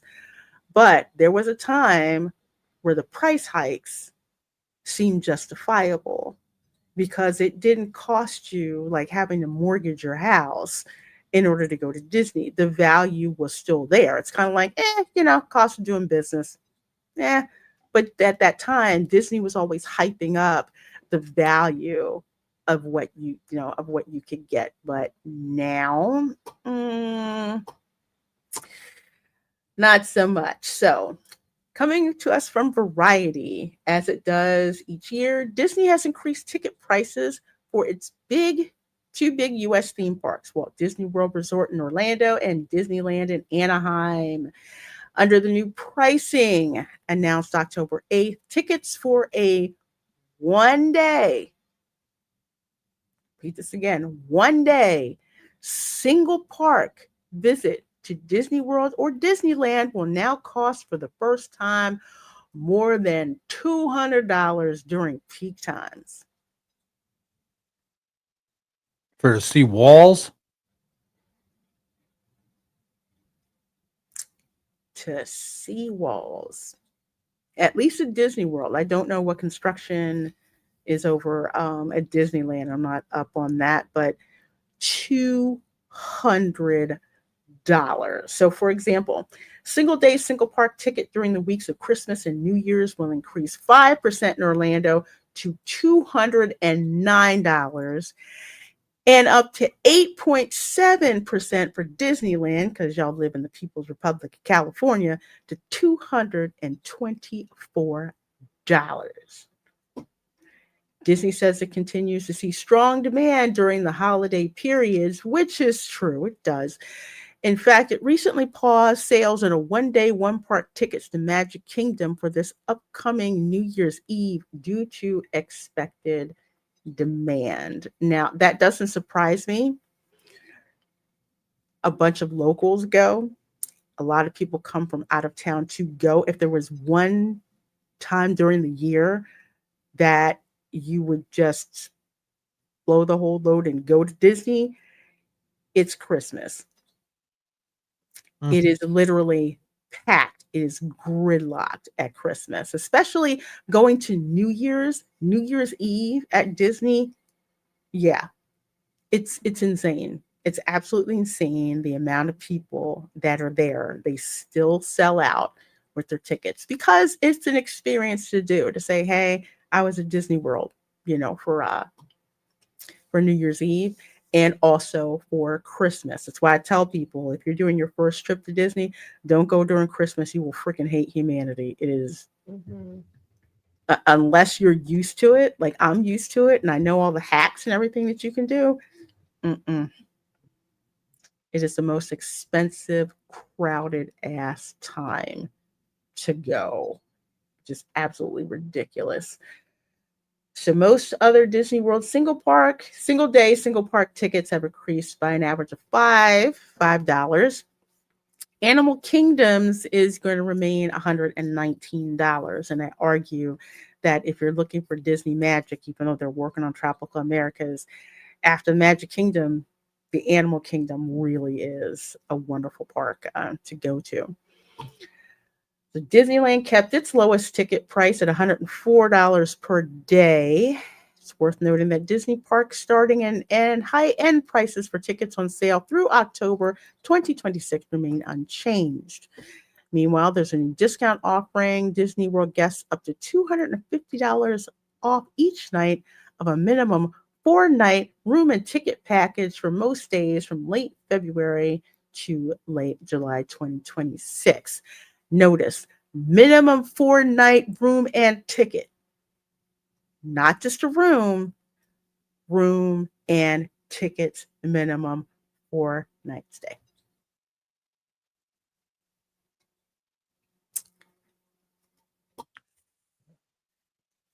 Thoughts before I get to what Disney rebutted with? Will drain wallet. Yeah. Oof. I'm totally just, yeah. Thanks, but no thanks. See ya. It's like, no thanks. It I mean, is- they've already priced most people out. The attendance is low enough. You And yet know, you have like people what? saying that. You have people, Erica, saying that the prices that then other people are saying, no, it's just as busy. And they have no idea what really busy was, what it was like when it was a lot more affordable. I think no. people are just saying that because they want to be some kind of, defender of Disney because they love Disney so much. And it's like, look, dreams on one hand and shit in the other, and which is going to fall first? Yep. I mean, it's math, not magic. Well, So the problem is, besides the math, is that Disney has let everything go to more towards Disney adults. They moved everything to bars. We've seen this, and they're taking things that families want to go do away, but they're also pricing these families out. Meanwhile they're saying, well, we want the families. Well, stop making this so stupidly expensive that an average person has to go in the hot. It's ridiculous. It shouldn't So cost us to do these dumb things. I have a theory now because I just thought of this, just came to mind. I think Disney's pitch, remember how once upon a time, just not that long ago, actually, it Mhm. was more the vacation destination, which you could arguably say it's still that. And you would just finance your vacation. Now they've evolved into, we don't want you to merely finance your vacation. We want you to mortgage it. And they want to pitch to the DVC market. So Oh, they're yeah. jacking up the prices so you'll buy into the DVC as Mm. some kind of more worthy of your value. You know what I'm saying? Yeah, because remember all of the DVC lounges, case in point, and I should not have spoken this in existence, but what happened, remember, I think it was it last year? Maybe the year before that, where we're walking through Frontierland. And I said, yeah, the Frontierland shooting gallery is now free. You better use it before they get rid of it. And sure enough, they got rid of it and put in a DVC lounge. And how many DVC lounges have we seen popping up in the park? Well, and look at the hotels they're building now. They're all DVC hotels. When was the last time they built just a regular standard hotel? Everything is shifted to DVC, and they're building that massive one across the lake over by Fort Wilderness. Yes, it looks like an eyesore. And they just finished the Polynesian one. Mm-hmm. So that's the gimmick here is they want to talk you into being a DVC member. They don't even want you financing a vacation through the website. They just want you to mortgage it and come back that way. Yeah, it's absolutely insidious how they're doing that. DVC used to be the bonus, kind of like, hey, if you come to Disney so much, why not consider DVC? And it was more of like a side edition, in addition to painting Disney the way it used to be with affordability. Because back in the day, and we all remember this, Disney would pitch, hey, it's affordable for a family of four. You get to do this, you get to do this, you get to do this. And guess what? For 3 hours at night at a selected park, since you're a Disney guest, regardless of what level of resort you stay at, you get to go into the park at night for 3 hours. I remember being in a Magic Kingdom until like 2 a.m., 3 a.m. 3 a.m. because the park would close at 12 at midnight and it would stay open for 3 hours after that for a hotel. And it was all hotel guests. It wasn't just for the deluxe people. It was everybody that was staying on property. Everybody, which is why if, some friends of mine on the bargain boards, we would say, hey, if we're trying to do a quick bargain Disney trip, at least, we can stay at Pop Century and, not spend as much on the room, but we still get the party for 3 hours at Yeah. night. And remember when it used to be an hour in the morning? Yep, a full hour. And there again, That's it was down. all hotel guests. It wasn't just for the deluxe people. Mm-hmm. It was for everybody, regardless. And that's what Walt wanted to do with his parks, to make it accessible to the average American family. Some may have to save a little bit longer, some may not have to save as long, but in the end, it was something that was achievable.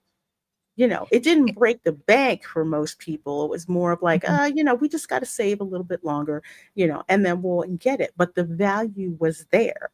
Now it's not about how affordable Disney is, unfortunately. It's more of like all of these other things that you need to have in order to enjoy your trip. You need Lightning Lane. You need paid photo pass. Remember when that sucker wasn't paid? You need this. You need this. Guess what? You're not even going to They really play on the FOMO. They you're not really even getting this cheat on anymore. with the FOMO, with all that, with all the extra bells and whistles. And you're not even getting what you used to get. Even if you do mortgage your vacation, for however many years, you're still not getting the return you used to get, even being a DVC member. But the way they frame it is they'll break down the cost in front of you. Well, here's how much it would be without being a DVC member. And here is your savings.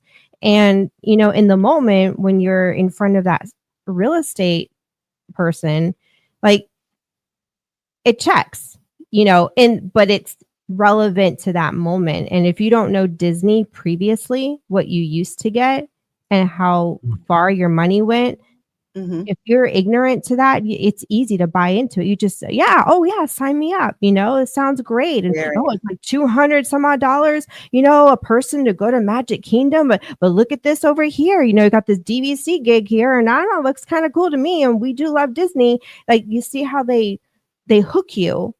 But people like us, it's like, yeah, but this is what people used to get with or without DVC. Now look at this shit you're giving us for the money. Remember when we used to get Grits just said it doesn't justify the increase of what you're getting. Yeah, it doesn't. You're not getting that additional value. Like, I'm looking at this here. Walt Disney World ends discounted pre-arrival Magic Band Plus offer for hotel guests and annual pass holders. So you guys remember when you used to get the old Magic Bands for free? Used to mail to you every year. And you get them every year with your passes. Every year. And you would get those like... And you would have your names laser engraved in them too. Yep. And some people used to I know I used to collect them like, I had pink last time, because they give you an option. Do you want to keep the one that you already have, if you have one, or would you like to get a new one? And that was so cool when you get the Magic Bands delivered to your house, before you leave for your trip. And then they got rid of that. They got rid of the Legacy Magic Band. They came up with the Magic Band Plus, which has a proprietary charger. I'm going to keep hitting this drum forever. Okay, you can't use a regular USB-C charger with these things. You have to get a special charger from Disney in order to charge this freaking thing. And they're easy to lose because they're not very big. Yeah. And they don't really connect, all that well. That's by design. Yeah, it's on purpose. Let's put it this way. Even Apple had to finally get with it and just go to standard USB-C charging, because people didn't want to get those customized. They still call it a different name. Don't get me started on that. Yeah. I'll go down the wrong rabbit hole. World Pop Fan, hello and welcome. Says, mind you, DVC is hardly worth it for those members. People sell their DVC points all the time. Yeah, I'm aware of the DVC resell. And at one point in time, I was going to buy DVC, but I was like, I don't see the benefit and they're also doing stuff with the points and all of that stuff that's going on. And it's not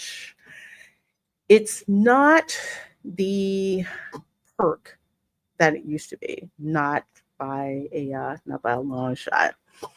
Tinkerella Treasure Trunk. Hello, my dear. Says, good afternoon, everyone. Just when I thought Disney couldn't top the last disaster, just take a look at the Pop Century lobby. I'm sick over that. Wait, what happened to Pop Century lobby? I don't know. I'm scared to look. I really am scared to look. Did they change it from the pop icons to something? Oh, wait, because they had a renovation, right? I don't know. I haven't really been keeping up. Let me see. I'm trying to. Okay. Disney food blog. Yeah. Yeah, it looked a lot different. Oh. Way back in the day, Pop Century, because it would do things by century. Like, was it like started thinking with the 50s, I think? Or is it 40s? 40s, 50s, 60s, 70s, 80s. I'm lost in what their theming was. It didn't used to be this. It used to be, it looks like this is like 90s Disney Channel, looks like what they did, but they used to have everything from each century, like what was cool, what was, the height of pop culture. Like with the 60s, they'd have like, the hula hoops and flower stuff. And with the 70s, you had like the Mickey phone that everybody wanted. And it was something from each century that made each century so distinctive. And girly, okay, check it. Oh Lord, no, they're not fun. No, oh no, no. I don't like this. This is, yeah, I see. Tinkerella, I'm pissed. I really am, because the story, like you all know, the story of Pop Century is going through each century and what each century contributed to pop culture. And I think in some parts they would actually put some stuff in there from Disney, some Disney nostalgia, like which Disney films came out during those particular years. But now it looks like, oh, really?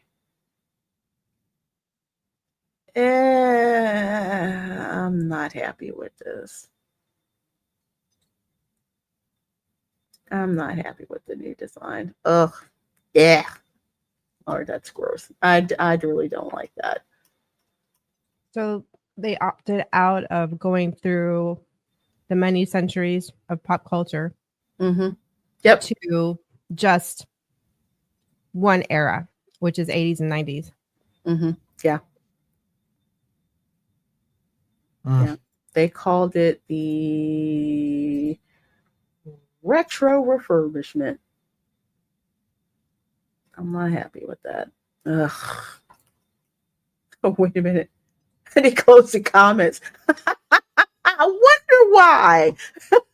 That's funny. It makes you just.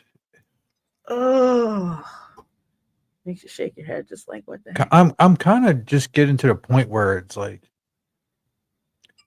I'm more surprised when they do something good. Mm-hmm. You know what? Kiss my grits. I found one. I forget where I put it, but I found it, like a pamphlet that I had and some stuff from other trips, which had like Fantasmic and everything on it. Yeah. Park maps, coupons, dining vouchers. I actually have the 2000s VHS tape. I need to get that digitally transferred. Like with the, when he send you the VHS tape. Yeah, I got that. I have to get that down. It's pretty cool. But yeah, it is just, ridiculous. This post here from someone on X is just wow. Say my wife and I want to go to Disney World this weekend to finally get her on Tron Guardians. for both of us, a 2-day park hopper with tax is approaching nearly $1K. $1K. Throw in standard parking for 2 days at $30 a day. Actually, that's $35 a day now. And you come to $1,016.88. Disney is no longer for average American/families. Well, it hasn't been for average families since Iger got there. Yeah, It's been a declination by degrees. And even when you get the families, and here's the thing, when you get the families that could afford to pay that upcharge, and they're just like, no, we don't see the value in it, so we're not going to do it. That's bad. That's And very, add very all the bad. construction going on right now too. Yes. All the walls that make the Magic Kingdom claustrophobic to walk through. You've got construction over in Animal Kingdom that's going on because Dino Land is no more. And it's just it's a hot mess. You're paying for the new stuff before it's even finished. Mm-hmm. Before it's even done. And look at this. That's how much their tickets were. $449.24 for a 2-day ticket for both of them. And that's just the start. That's insane. Just for 2 days. Compare that to Universal. Yeah. Where they're always running some kind of a special. Especially, that's why I tell people buy your tickets online at Universal. You buy them there. Usually they have some kind of special that's going on that you can only get if you purchase them online. So it may be buy 3 days, get 2 free. They do that. They do that a lot. Wow. Look at this. Look at the Walt Disney World's 1-day ticket price increases through the past decade. So 2015 is like $97 to $100 a day. And then I want to say around 2018 was when I started noticing crap was happening. 129, then between 18 and 19, 159. 2020 was COVID. 2022, boom, that goes up to $189. And this is around that time period where I think Chapek said the pandemic gave them a chance to be able to do things that they wouldn't have been able to do before with respect to ticket pricing. And that's how far up the tickets have gone from 2015 to $100 a day. 2026, barely 11 years later, $209, which is it's insane. It's absolutely insane, and it goes because Disney is not immune from the law of economics. So ideally, you're talking about the 80-20 principle, where you want 80% of your income coming from your target market, which would be middle class.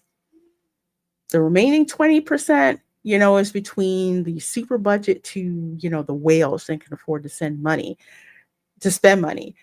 Disney has changed that mix with what their target market has been in the past 5 years. They want to go after the one, I'll say 1%. We'll say 5%ers. So people that are making like over 6 figures, you can do stuff like spend $200 per person for, dinner, breakfast with Santa, or pay $100 per person for, for like the dessert parties.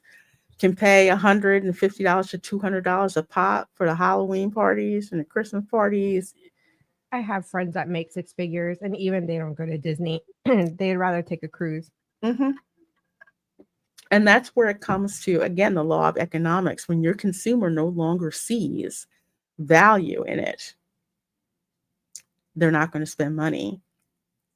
So even if like, say, you're in that 5% and you're looking at just like, oh, what kind of value can I get for this? I could go somewhere else. I could go to Key West for a week, get the true yeah. Florida experience, including chickens running across my yard. Yep. I could get to do that. Or it's like, hey, I could go over to the UK for a weekend, or or whatever. Basically say, you know what, I'll just save my money and go to Tokyo Disneyland. I'll eventually get there because I see that the value is there. Mhm. But what Disney will do, again, they're not immune to the law of economics. When bookings get soft, what do? We're going to give you a coupon. I call it the coupon day. We're going to take money off, get room for this amount of money. Buy this, get free dining, which isn't really free. They will go and do that to try to increase bookings. They keep throwing that stuff out. That's what they'll do in order to correct it. Sometimes it does not work. That's what they'll go and do. It doesn't work. We're not falling for the banana, in the tailpipe, because the perceived value is broken. It's not there. So that's something you need to fix. Kiss My Grits for $9.99. Thank you so much, my dear. Let me hit you up. I know you want the goodies. Welcome to the goodie room. For $9.99. Thank you so much, my dear. Says it'll be interesting to see how localized theme parks like Netflix Experiences, Mattel Adventure Park, Universal Kids, and the upcoming Retro Escape Park in Vegas will affect Disney traffic. It will be very interesting. And I can kind of give you a microcosm of that. It's like, well, let's go back. You guys remember Six Flags commercial where they basically said, you could spend all this money to go to Disney World, or you can go to Six Flags for a fraction of the price. I vaguely remember those commercials, but yeah. Remember those? The dude on the bus? Yep. And it's like, yeah, I can stay home, or I can get a hotel next to the park, locally, and go and stay there. And I actually did that one year where I got a hotel near Six Flags Great Adventure and did that. And it's actually cheaper because people do not have the kind of money. And when it's just like, look, we can just drive an hour and we get to go to this park where it's not as expensive, or it may be expensive, but the perceived value is greater than how much you're going to pay, you're going to do that. People do not have the disposable income the way that they used to because of the economy. And for the most part, consumers are rational. They're going to pull back on spending and not spend on things unless perceived value is there. Like that Universal Kids Park, I'll tell you right now, that park is going to make a crap ton of money. Why? Mhm. It's made for families.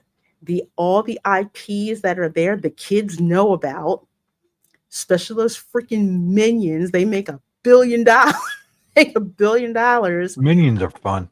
They're funny. I like the new I love Looney those movies. Tunes. The modern day, they're like the modern day Looney Tunes. Yes, they really are.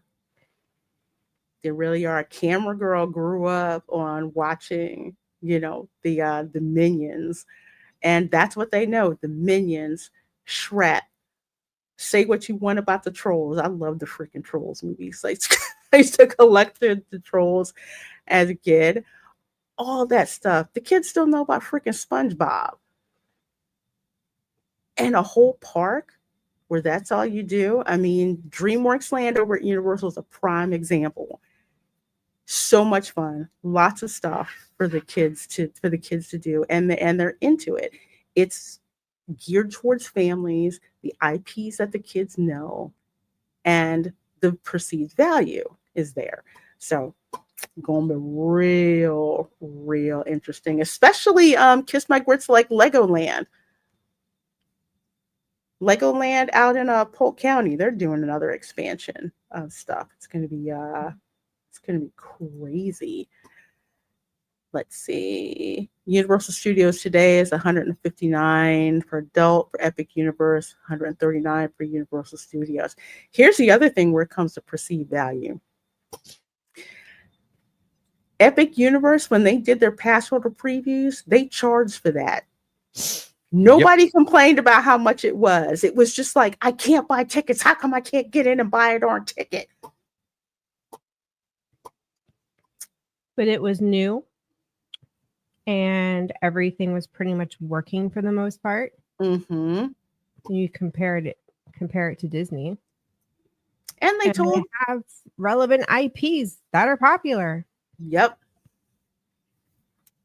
And they said point blank, this is all under technical rehearsal right now. Some things may not be working, but everyone knew that going into that, and they made it completely plain. But like, you don't freaking care. We just want to go. We just want to go and hang out. I mean, forget Paris. Just go to Ministry of Magic. The streets are cleaner. And they actually went to Paris and actually studied the architecture. It is crazy how detailed the Ministry of Magic is. When you see the streets of Paris, like the Montmartre section, freaking gorgeous. Absolutely gorgeous. Wow, Disney, it is just going to be a mess. But just go through here. You have tickets increase, the annual passes increase for Disney World. Let's see, the Sorcerer Pass did not increase, but the Pirate Pass did, and the Top Tier Pass did. Lightning Lane, of course, that went up. The extras and experiences, all of these went up. The tours, the Bibbidi Bobbidi Boutique, the Droid Depot, I think that's like $125 now. Still better value than Savvy's Workshop. Yeah. Remember that when that was like $75? Yeah. Well, yeah. $129 now at the Droid Depot. 120. Parking is $35 now, standard. $55 preferred. $35 for a friggin' motorcycle? Are they out of their friggin' skull?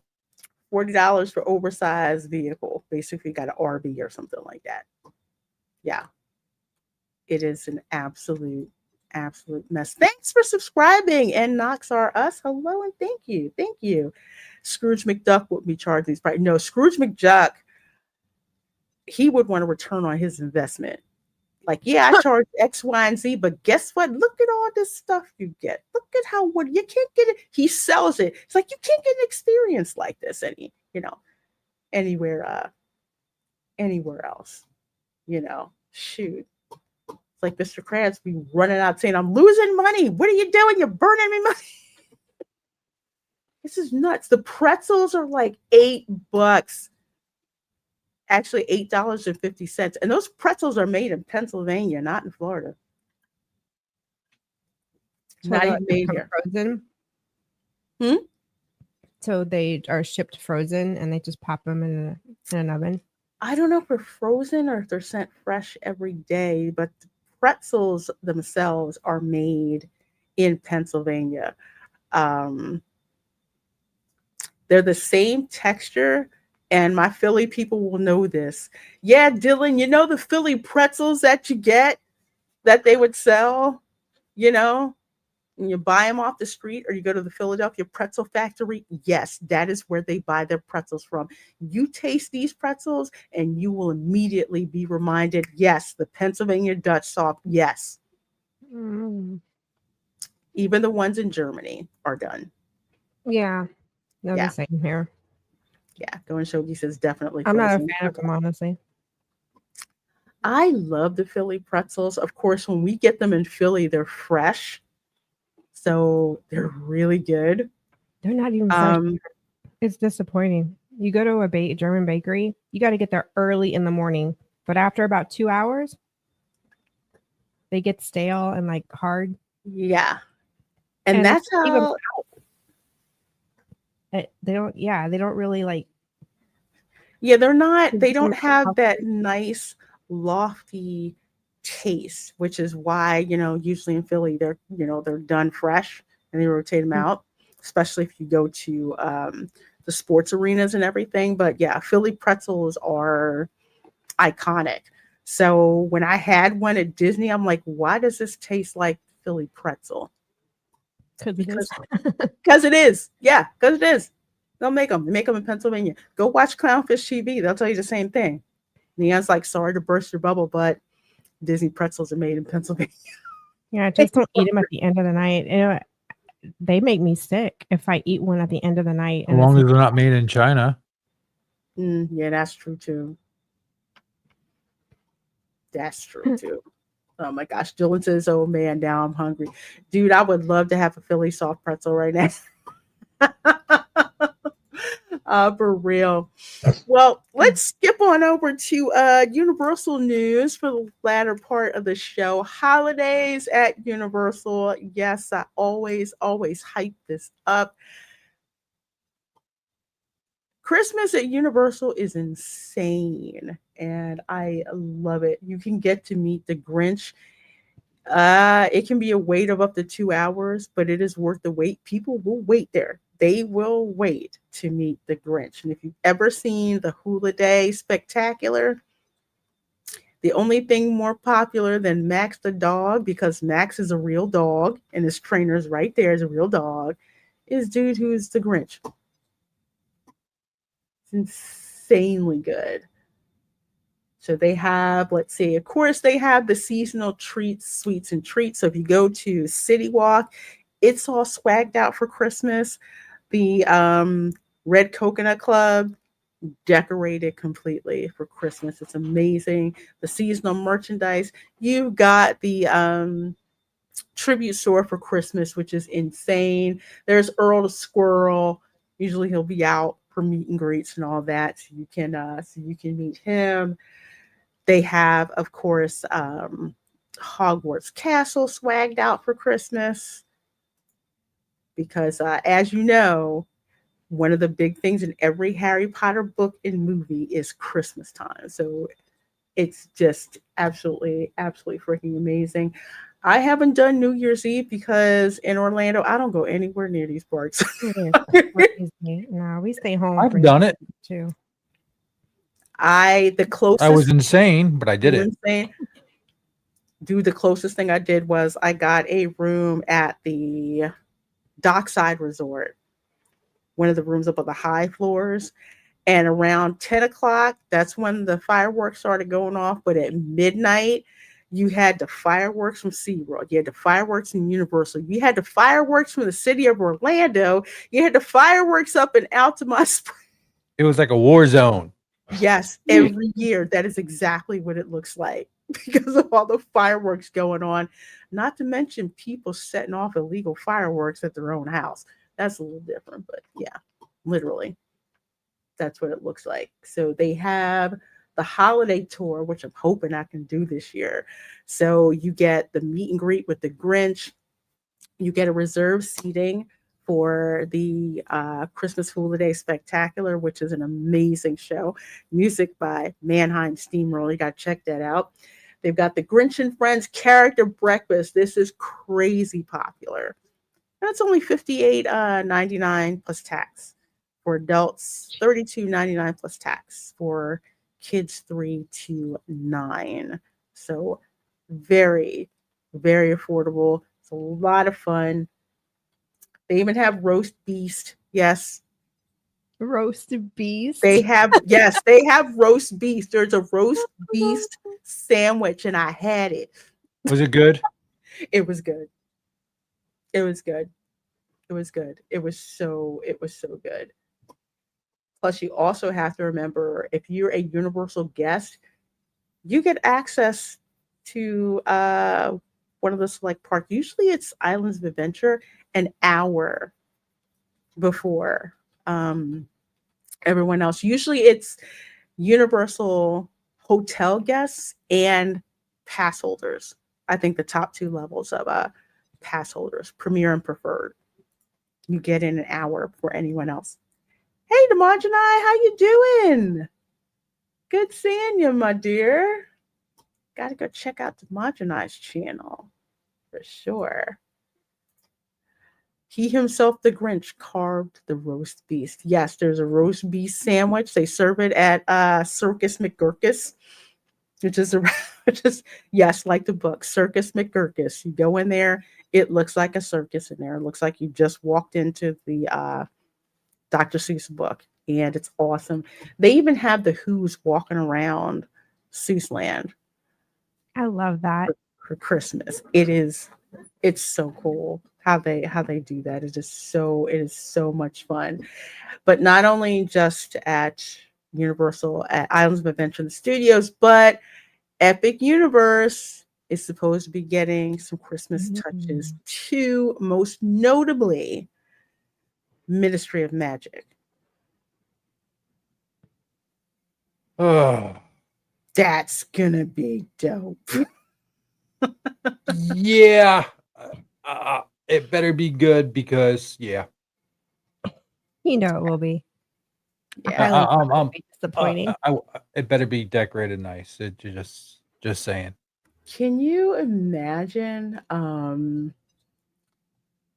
I don't think they're going to do it for Super Nintendo World, what I heard, but we'll wait and see. Go look up on YouTube Universal Studios Japan to see what they have for Super Nintendo World at Christmas. I hope they do it because I want to see the tree, the little wishing star up on the top. But can you imagine at trying to see if I can find a picture of Ministry of Magic. But if you go to the Ministry of Magic and you go there, imagine Christmas in Paris in the 1920s. That could be cool. They better do that right. They better do it. They could do it, and it would look so pretty. It would look so gorgeous. So I'll keep my eyes peeled for what's going on. So they are going to be doing something for Christmas. Maybe I can actually get there on New Year's Eve. I don't know. We shall have to see. But I would love to see this. This Epic Universe, this park is amazing. Although, Tom, I heard you ran into a little bit of an issue last time you went to Epic this week. Oh, you mean 2 days ago? Yeah, you did ago. Yeah. Kind of got there at park open. Got to Harry Potter Land with my brother and my sister-in-law and my wife. We got there and there was already a line going outside for the ministry because they didn't technically opening it up till 10 o'clock. We were there at 9:48. So we were on a line. The line said 150 minutes. Okay. So we figured that. Mm-hmm. You know, and I was like, let's do that. We can do that. They're like, let's bang this out. And they also had a sign that said, the Ministry of Magic will be closing earlier today. We'll be closing early today when you first walk in. Okay. So, and then you see 120 minutes. So my brother and my sister were like, okay, let's do that. I want to do this ride. Right. I was there 3 times before and I still didn't get a chance to go actually ride the ride, but you know, I went through the queue, most of it. So we all went 3 hours. Finally got up. Did you know there's a courtyard that actually when if you're inside the flu Mm-hmm. and then back, you know, back out to kind of like what they have over in the other lands where you're like underneath fans, you're covered, but you're out in the heat again. Yeah. And then you go back inside. Then we got through the flume part where you go into the main thing. The flu. You know how you just walk in, it's usually open and you can just walk around? Yeah. No, it was all mazed. It was all mazed. You had to mazed. You couldn't walk around freely until you were leaving. So you were mazed. So you're still there. So you get to that part, you go to that part, so you're still waiting. Then you get going more. At this point, we're at 4.5 hours. Damn. Okay. Jeez. No announcements that the ride was down. or was just opened. Everything was kind of garbled and Oh not my done. gosh, Um, that is nuts. it was crazy. And then we're like, okay, how do I say this without being really bad? I'm trying to be nice. Oh, just be completely honest, man. Well, I'm honest, we were starting to get pissed. Okay. Mhm. And then we're by this other line. All of a sudden we see a bunch of more people coming by.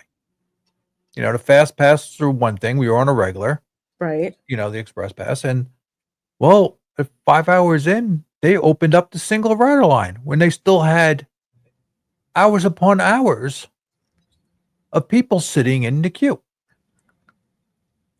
What? Oh, that is not good. No, that was nice. And then there was a one of the team members there, and I'm like, hey, what's up with this? Why is it taking? She goes, oh, we only have half our vehicles on the tracks. Oh my gosh. Why? And I'm just like, well, wait a second. You're telling, I'm like, well, how many is half? We have 8. Yeah. So apparently they have 16. I don't know if that's true or not, So when we got up to that room, we got up to a whole bunch of places like that. At this point, my brother's absolutely beyond pissed. Mm-hmm. That ride could have been the greatest ride in the world.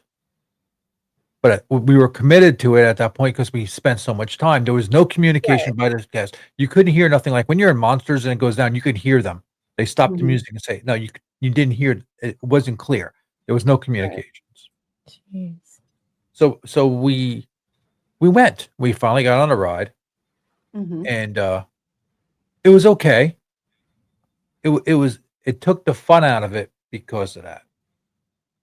That's I mean, it was a good ride. The screens, the animatronics mix, it's good Mm-hmm. ride. Dad, man, we're talking about Battle of the Ministry. And it was a waste of a whole day, half the day in the park. So now they couldn't go do the little things in the lands to see the stuff, like do the wand stuff, do the things in Mario. So we went to the concierge and we talked to them, and they gave us some free fast passes to get on the things, 3 of them each to us. Mhm. And I'm like, Mhm. okay, They at least compensated you in some way. yeah, but that wasn't enough because you still had to hurry up through the whole rest of it. You had 4 hours left to go do the rest of this park. Lorena, how possible is that? It Mm. is not. That's a Okay, big park. you're going to go ride some rides. You're not going to see the gift shops. You're not going to see some stuff. Forget about getting in line for a show. Oh yeah, forget that. Okay. So we did the park, did everything. My brother calmed down a little bit. We rushed. We went to that French cafe, and we rushed there. The one you were talking about. We ate because we were starving. By the way, we didn't eat yet, and we were in the line all that time. Okay, if we didn't have some like little snacks with us, just like munchies, we would have had nothing. And you couldn't even find a cast member, a team member. Gotta call them that. Until you got to like where the flume was again. It's like there was nobody in the whole part until you got where you went to the flume. And then when you went past that again, you seen a couple of them. Then when you're in this line, you couldn't. It was gone. It was crazy. I believe it's mismanaged on the way they're doing that. They flat out lied on the time. Mm-hmm. From 150 minutes to 6 hours almost. That is That's inexcusable. And I was sending you pictures. They're Yeah. all time stamped. You could tell how long I was there. I was specifically, I mean, I had enough time to sit there and play with my AI and take pictures of the posters and not what just to make them. It was ridiculous. You shouldn't be there that long. No, you really shouldn't. And what they should have done is shut that thing down. Yep. Because when and I think it was a vlog or a member video. During the preview, we went over to Donkey Kong Country, the mine carts. And they had started it up, but then they shut it down. Like our wait went from like 1 hour to I think like almost 2.5. But we kept hearing announcements about what they were doing. They were putting more tracks, more carts on the tracks. And, hey, we have to test the carts, what's going on the track. So we kept getting a lot of feedback about what was happening and what was going on. But also when we were in the queue, especially if you had, where it is, like one of these power-up bands, there were all of these things that you could do in the line at the same time. So you had these do all kinds of effects and stuff like that. So when it finally came back up, I think it took us like 2 hours or something like that. Then it was just going like this. But the thing is, they kept that wasn't moving fast. And you know how we went on the Monsters Unchained when we did the preview? Yeah. Mm-hmm. Well, we were able to ride that 2 times after this fiasco. Okay. Jeez. We got there. It said 15-minute wait. We used the fast pass anyway, just to get past to see the different queues. The second time we went back, we didn't use the fast pass. It was just on. And I was talking to one of the people there, and they got everything going. They had communication. They had everything going. It's like that team that was running that was doing that really well compared to what was going on in Battle Ministry. Then my brother and my sister-in-law wanted to go ride Stardust races again at night. They kind of did it in the rain. It was hilarious because they couldn't see nothing because they were getting pelted with the rain. That's great. So I was like, yeah, how was that? So we were talking to this nice gentleman at one of the bar things. We were sitting there, we had some Cokes and just hung out. Oh, by the way, another issue. There's no friggin' chairs. I'm going to bring that up next. Wow. We're That's right. talking to the guy, and he was like, hey, I switched over from Universal Studios to here, and I shouldn't have done it. And he was talking about managing the people running Monsters versus the Battle of Ministry, and he says, yeah, it's an issue. They're not doing it. That they need to work on that. He brought that up. On the subject of chairs, after we got done with Monsters, before we went to Stardust, we went to the Burning Blade Tavern. Okay, remember all those nice chairs, and they had enough places to sit, and everything was like real cozy. Yeah, they had four tables. I'm sorry, in the whole place. Yeah. Dude, what is Universal doing? What is going on? We were like, what the hell? Okay, maybe they're redesigning something, maybe they're doing something, whatever. So then we went over to that bar area that we went to Stardust Racers, and I'm standing there. I'm like, why is there no seats here? He goes, we have 7, and people are using them. He goes, I've been asking for them. They took them away. They haven't told me. And I said, like, why? He goes, we don't know.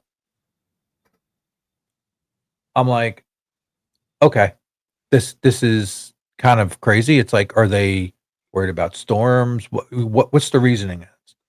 And the bartender kind of hinted. He goes, we're not as busy as we thought we'd be at the bar areas. So I'm like, so that's a reason to remove seats? Something's weird.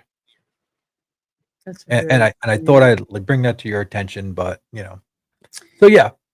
We got home. We did the park. We stayed to 10. My brother was still upset. He's like, "There's so much stuff I wanted to see. I didn't get to see shops. I didn't get to see things." My sister-in-law was, looking forward to this. So we called customer service, and they gave us a half-day comp, 3 p.m. on ticket for all of us to go in. So by the way, I was in there that day on my comp ticket from when I was there with Barry, because everything was down.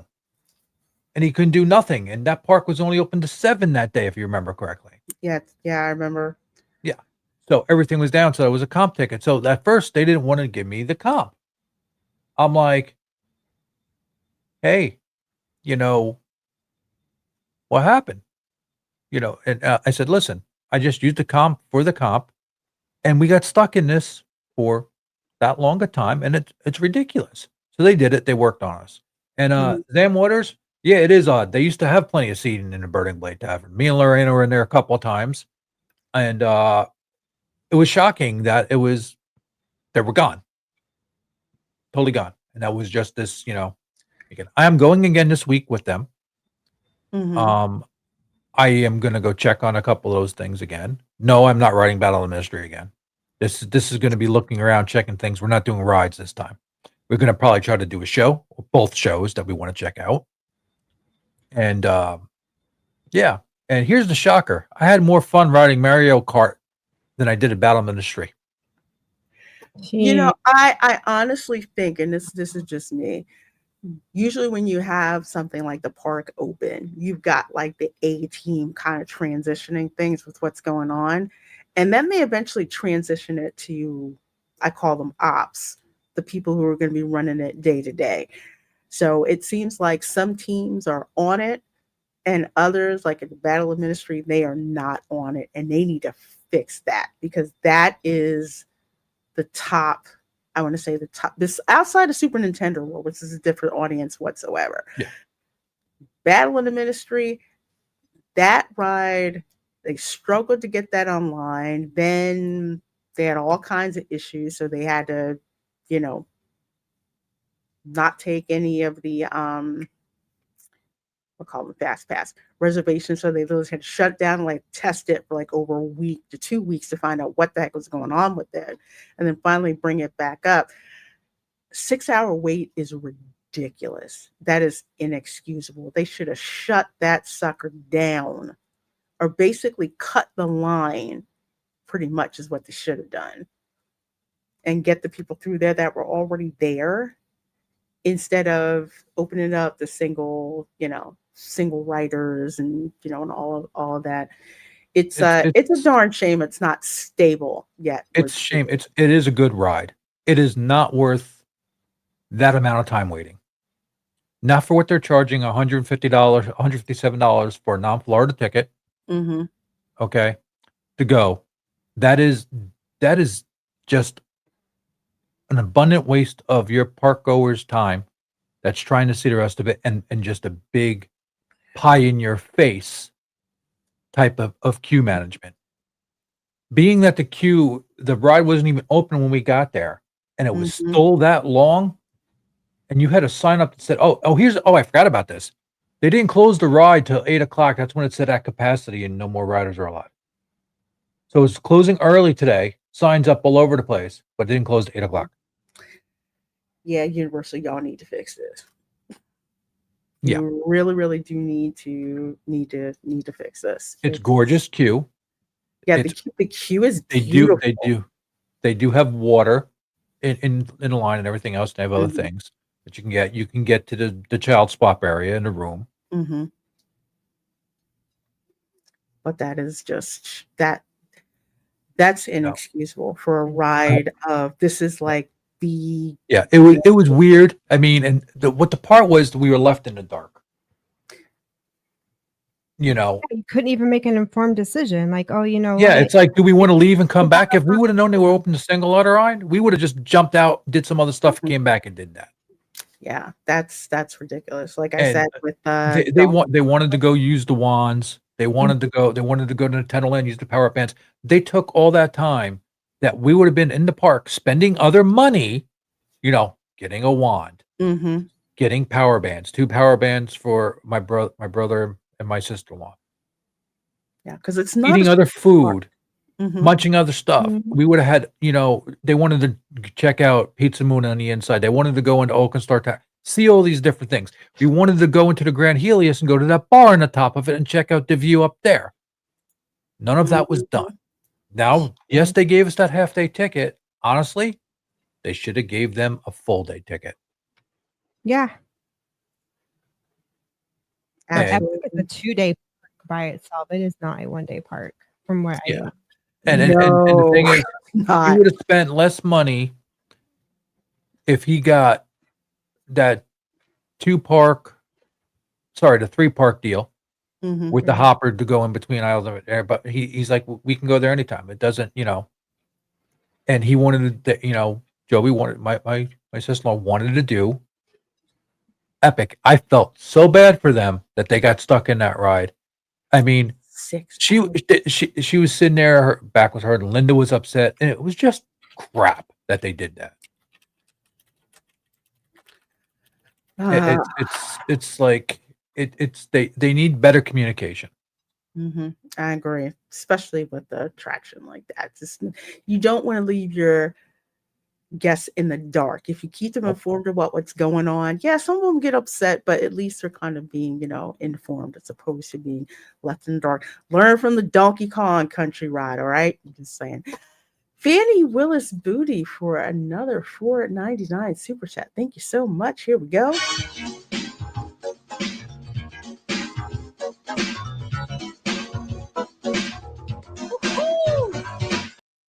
Thank you for the $4.99. I appreciate that. Lorena, I love Disney, and I know you love Disney, and so do I. But if I go to Disney, I just go to stroll. It's getting to a point where my little sister and me are over Disney. And I understand that sentiment, because remember when I would go to the park and I'm just like, man, there's walls everywhere. This is blocked off. That's blocked off. It's very tough. There's the things that I love and stuff where it's just like those portable hedges ain't fooling nobody. Okay. Not fooling anyone whatsoever. We know, there's stuff going on. There's something like going down towards the castle and looking to the left and you see this big, huge construction crane that's sticking out like nowhere.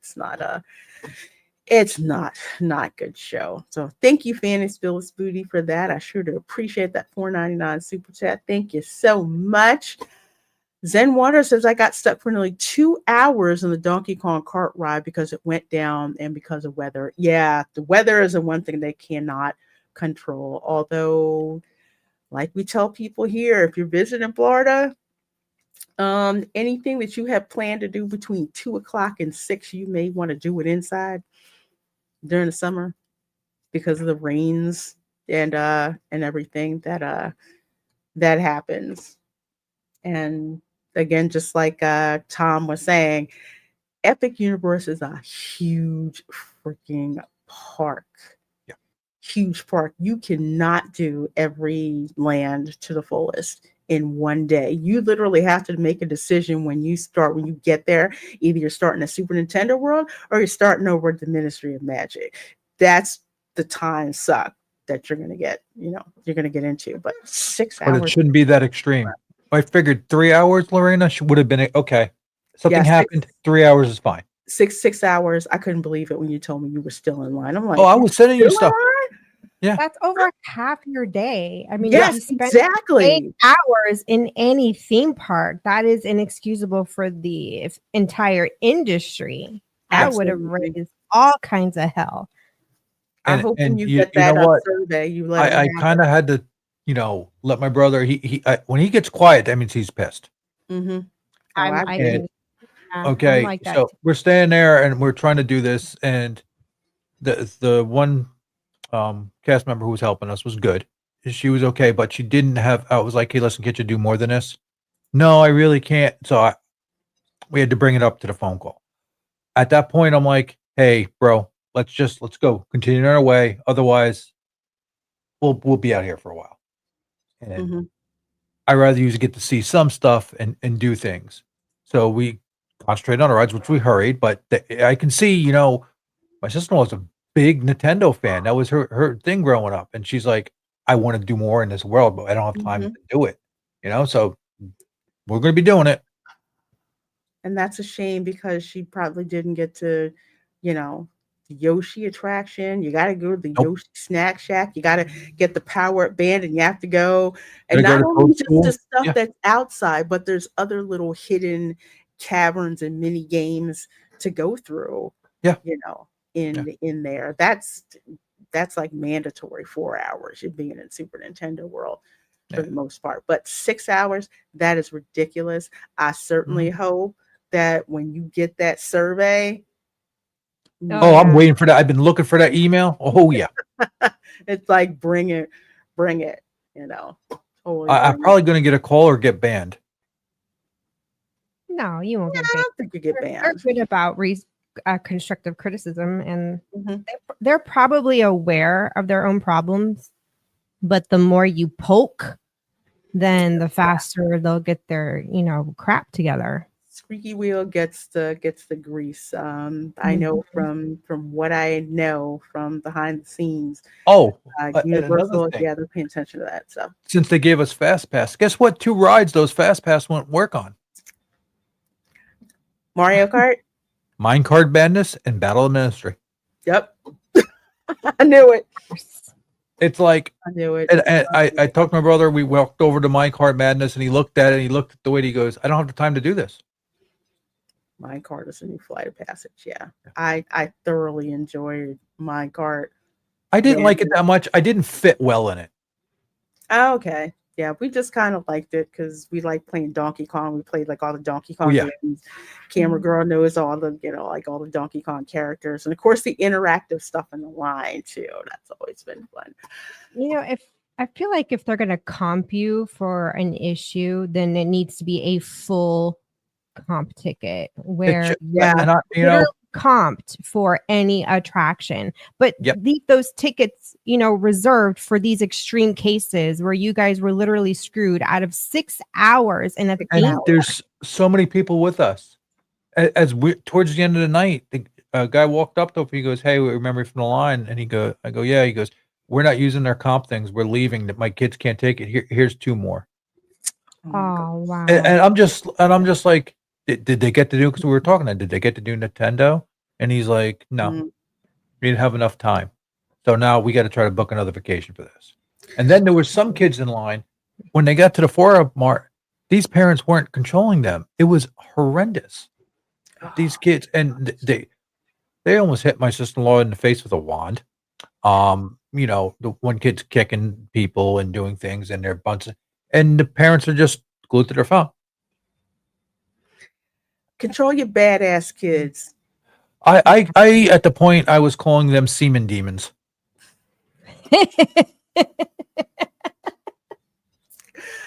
Now, Universal, I know you watch my channel, so y'all need to fix this.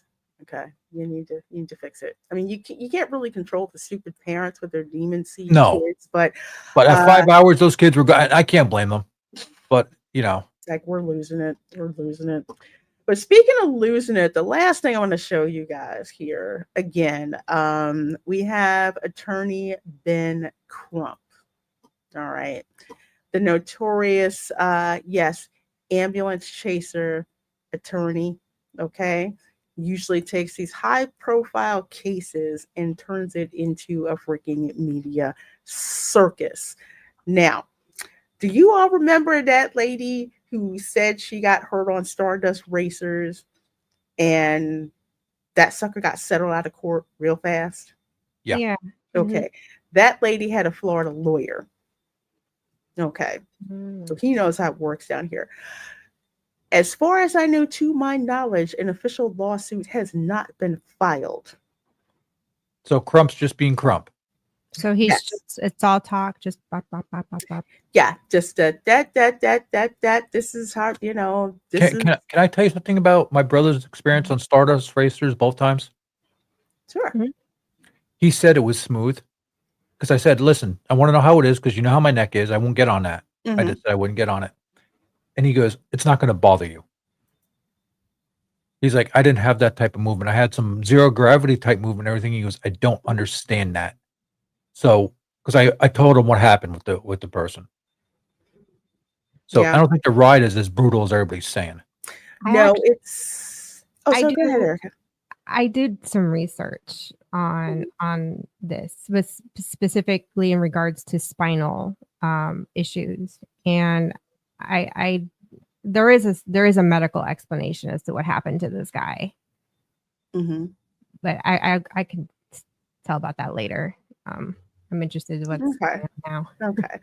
Yeah, no, we need to hear that because this, and I had to post this. I said, I'll just leave this right here. If these two were my attorneys, I'd fire them for looking like idiots because that's exactly what they look like. Now, this is not the whole entire press conference. If you want to suffer through the whole entire press conference, you can go to Fox 35 Orlando's website and watch the entire press conference. But this is pretty much all you need to know. So I'm going to go ahead and play. I'm actually going to blow this up. I'm going to play this here. Just so everyone is clear, yes or no, did Mr. Rodriguez Zavala have, quote, back, neck, or No sound, Lorena. Oh, I didn't. No sound. Oh, hold on. Give me a minute. Let me reshare. Plus, the sound is really low for some reason. Let me bring this up here, but also let me pop open the sound mixer. That sounds like really, really low. Okay. Just so everyone is clear. It's really low for some reason. Mr. Rodriguez Zavala have, quote, back, neck, or similar physical conditions? What you mean? He was fine. He was disabled, but he was. That's what the ride sign says. No. Can I answer that? Oh, Lord. You see how it's starting Why was off. he yelling like that? What was Well, app that made him yell like that? Which is really unprofessional, by the way. Let me see if I can find a better version.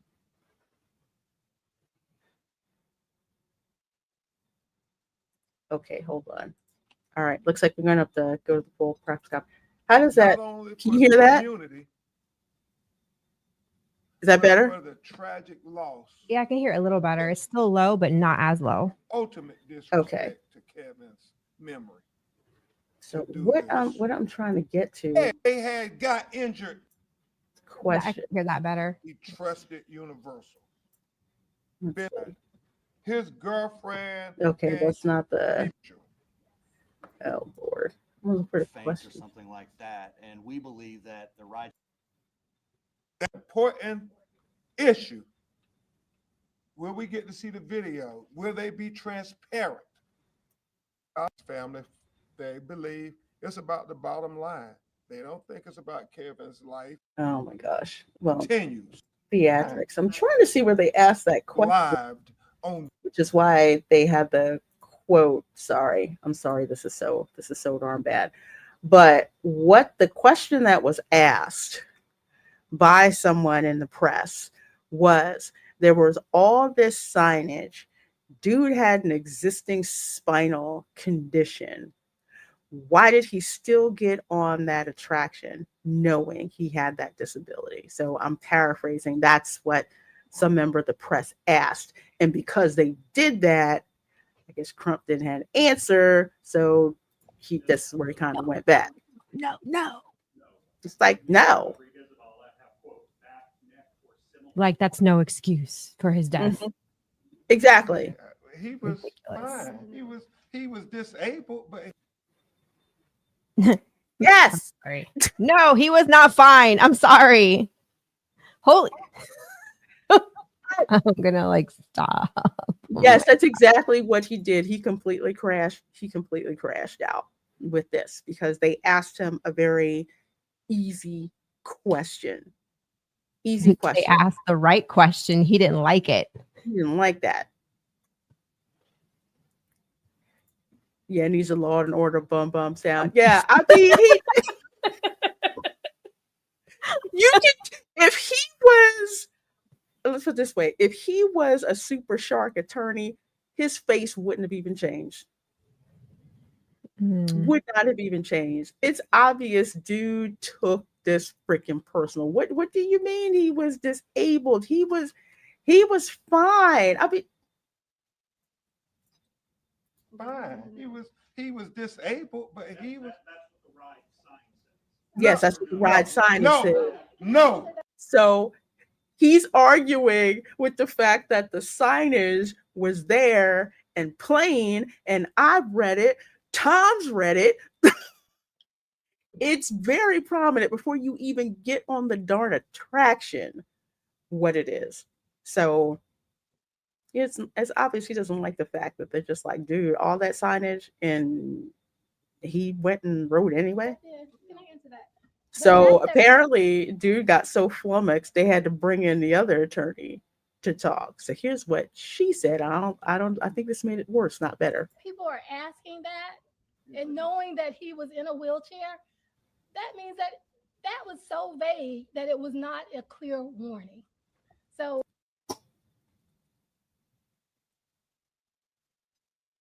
Tom, did that warning seem pretty clear to you? Yeah. I'm sorry, but how specific do theme parks have to be before you just have a reality check with yourself? And just admit that clearly this isn't for me as much as I want to go on it and it sucks, but Dylan, I want to die. I don't think he wrote it. I don't think he wrote it before. They said it was the first time. That's a falsehood. I heard it was. That was his first time writing it. I heard that wasn't his first time writing it. He had wrote it multiple times that day. Yeah, he did.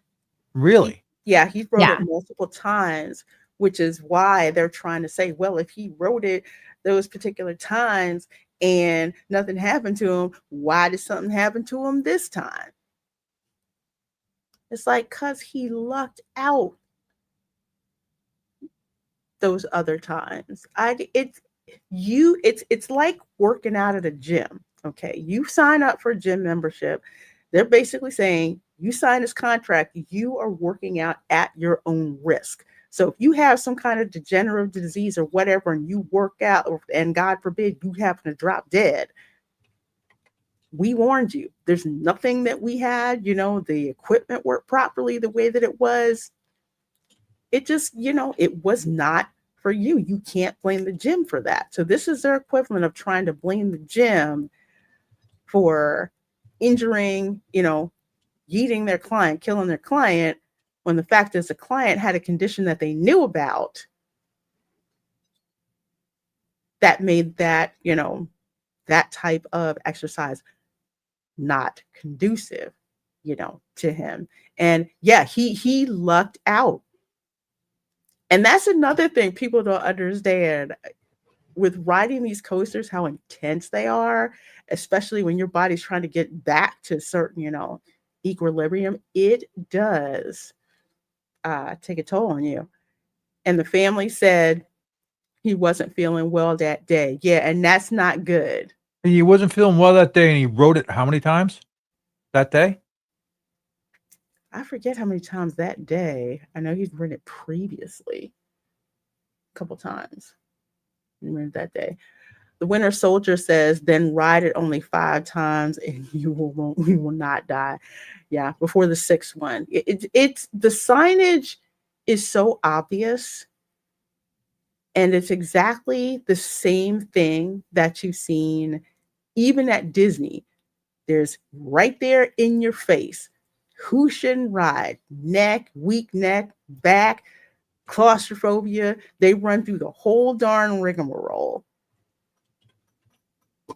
It's horrible that he passed, but for this vulture to do what he's doing, it's ridiculous. Yeah, wheelchair without access to his legs. Yeah, that's another issue. You don't have that extra weight, especially if you're like an amputee, especially where that restraint is. You don't have the downward force from, your appendages. That's an issue. Especially when you have a degenerative disease, because your spine is not as hardy as someone who doesn't have that. Yeah. Ride 3 times and then take a break, take a nap, eat a sandwich, drink water. I mean, I'm a crazy coaster fan, but there's no way I'd do a coaster one after the other, after the ride, after the other, after the other. I mean, So There have been some coasters where they were like, want to go again? Yeah, okay. But it wasn't like a thrill coaster. You know, like we did on Monsters, it's not intense on No. your body like that. So here's a little bit of a breakdown, or more of a deep dive, because from my understanding is that he had a spinal atrophy condition. So here's kind of going into a deep dive here. It's almost Okay. caused always by mutation in this is getting a bit medical here. In the SMNI gene, survivor motor neuron 1.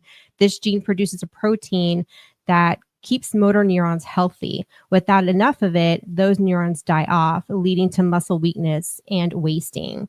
So the effects. SMA primarily affects voluntary muscles, things like walking, swallowing, and even breathing in severe cases. There's different types. There's type 1, type 2, type 3, type 4. So type 1 is, it'll appear in infancy when they're babies. It's the most severe and can also affect breathing and swallowing early on. Type 2, usually diagnosed between 6 to 18 months. Kids can sit, but often can't stand or walk independently. Type 3 is milder, begins in childhood or adolescence. People can walk, but may lose that ability over time. And then type 4 is diagnosed as an adult. Usually mild, gradual muscle weakness over many years. Symptoms are muscle weakness, especially in the legs and hips, poor muscle tone, floppy baby appearance in infants, difficulty breathing, swallowing, or holding up the head in severe cases, progressive muscle loss. Treatment. There's no outright cure, but modern medicine has dramatically changed outcomes. Gene therapy, some other kind of therapies. So in short, spinal muscular atrophy is a condition where the nerves that control muscles gradually die off, causing weakness and muscle wasting. So to go a little deeper, see here.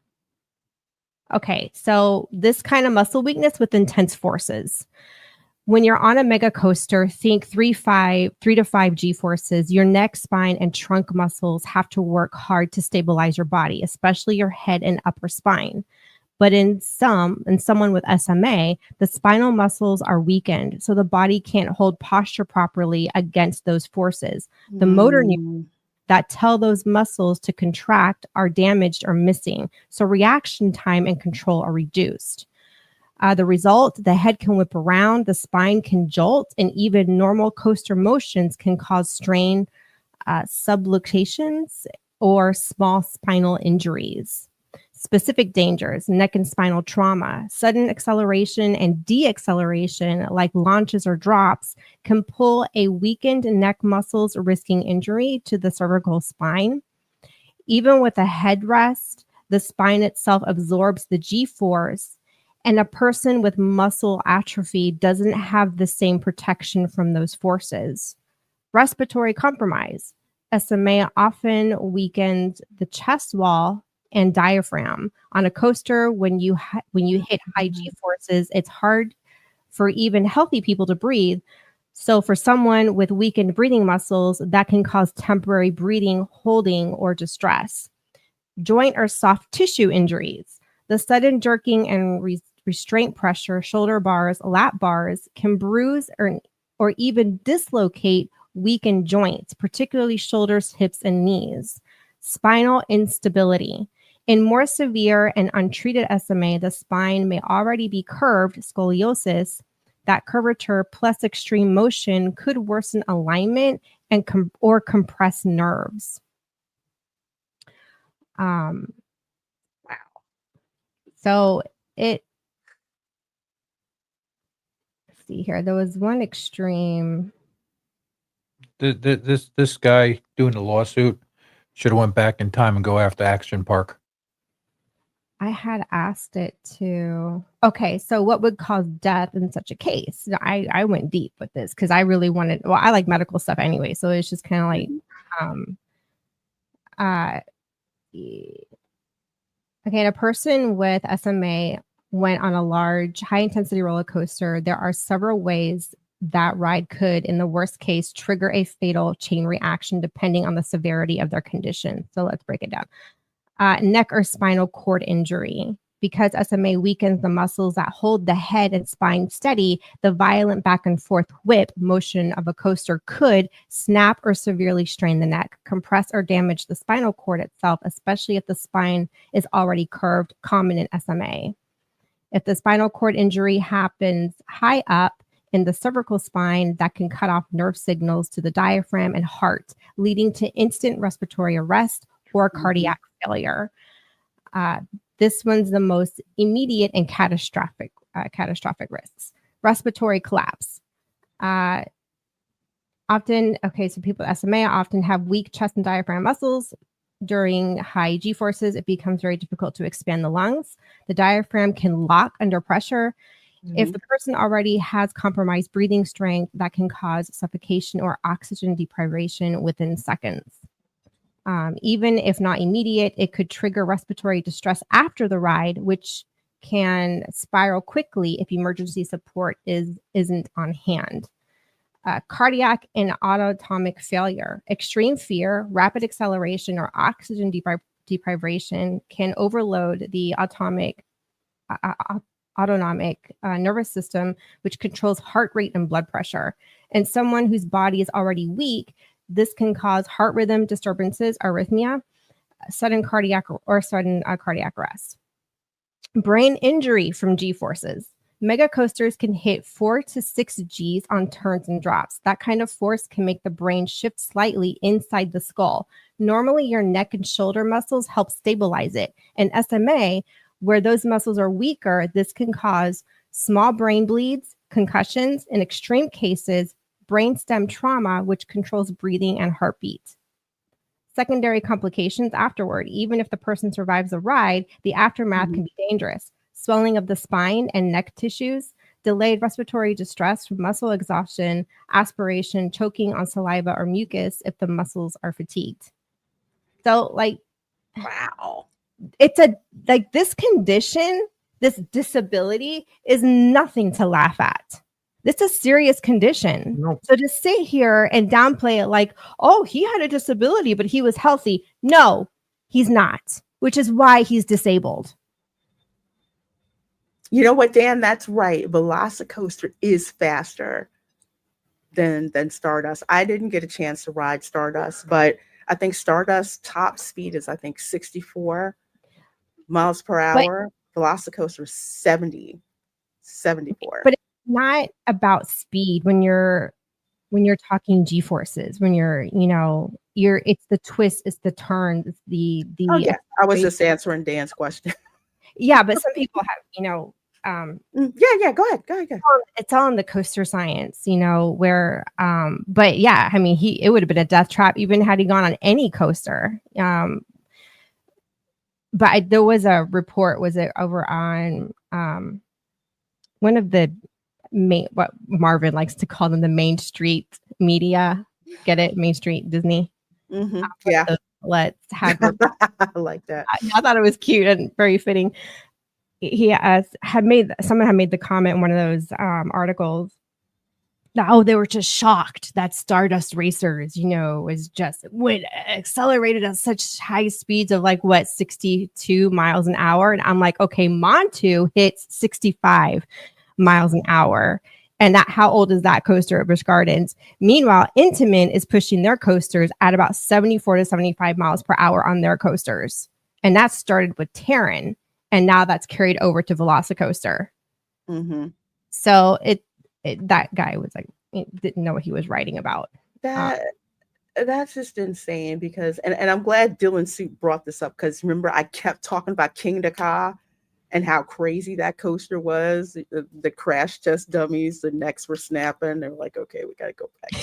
They gotta go back and check this. But yeah, literal breakneck speeds. Dude, imagine if this flaw suit and situation happened with Top Thrill 2 or King Dakar.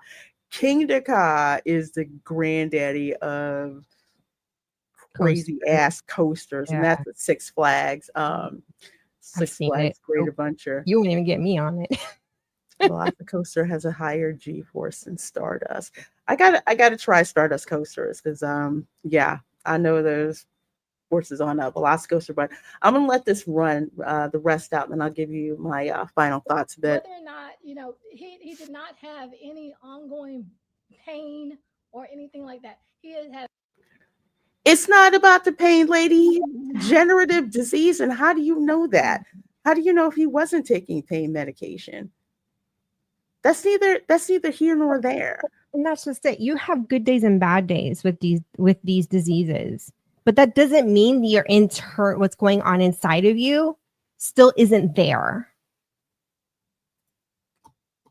I mean, just again, the a lifelong theatrics. spinal disease and disorder that was lifelong that he lived with.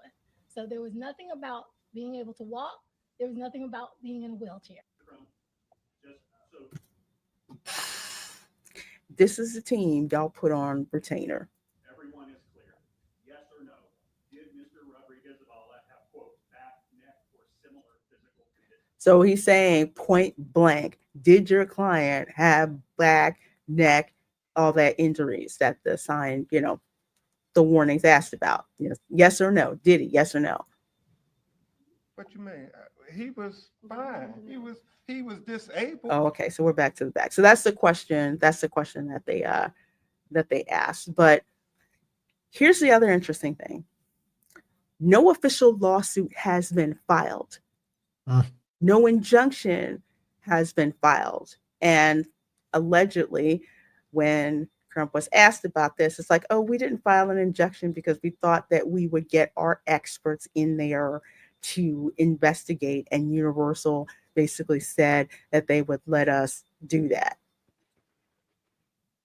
Really? Okay. Well, So why would they, if you haven't even filed a lawsuit to begin with? You're not giving Universal any incentive to open it up for you for that.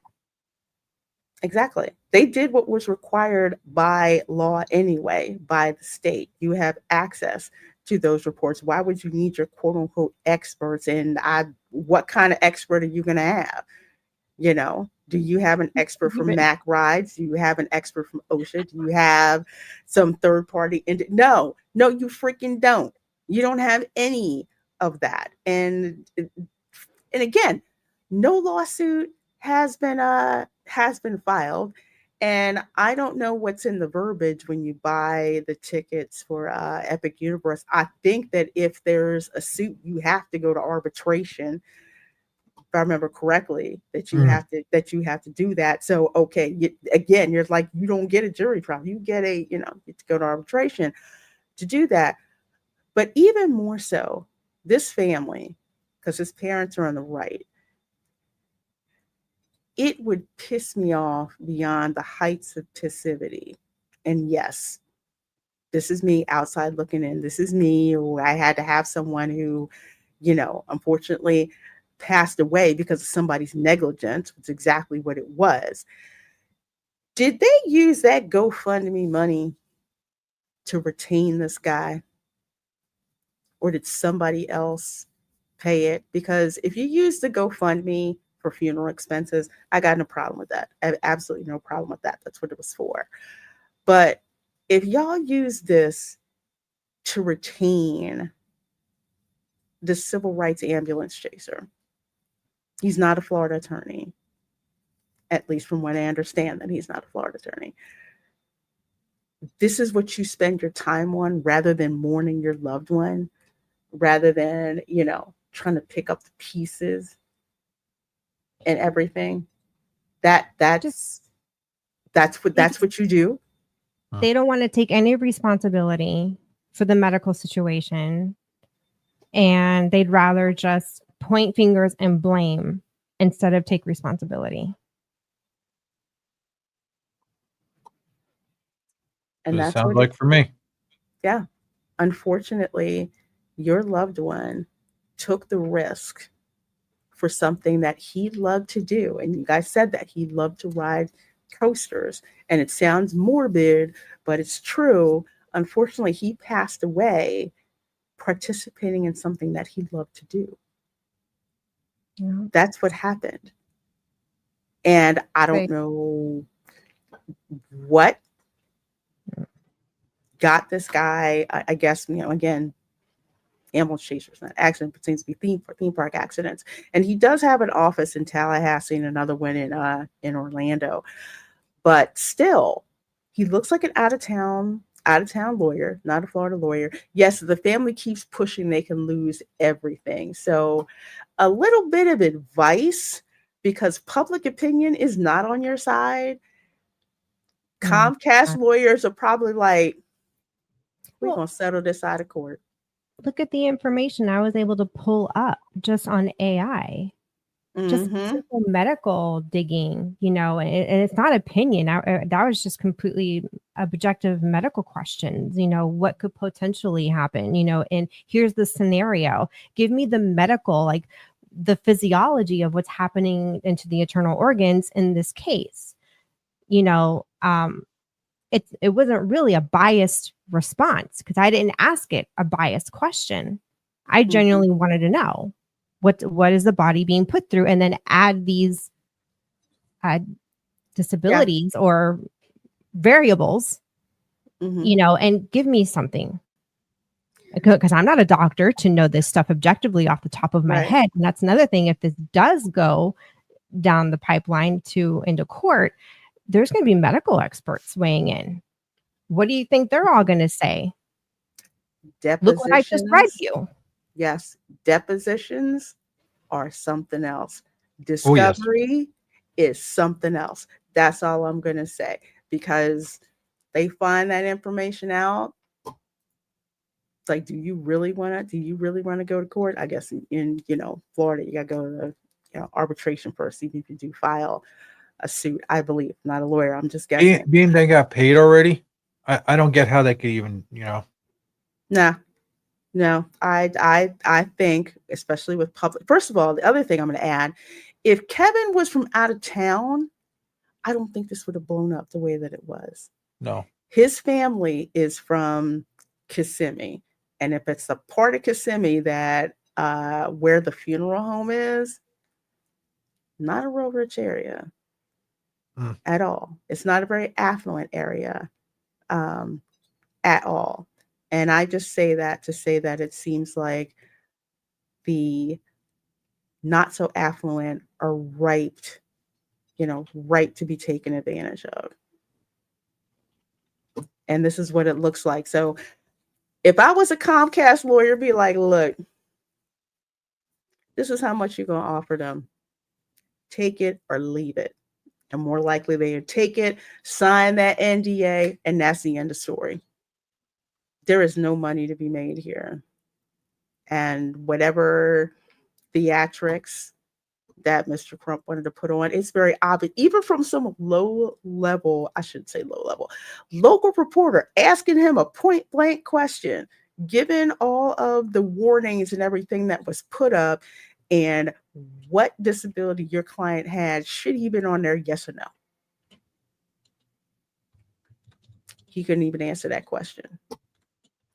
Wanted to just dance around it. But I think, again, this is something that's going to go away much, much sooner. You know what you haven't been hearing very much about it? Stardust Racers is back open. The next thing we'll hear about is the whole issue has been settled to the satisfaction of both parties. That's it.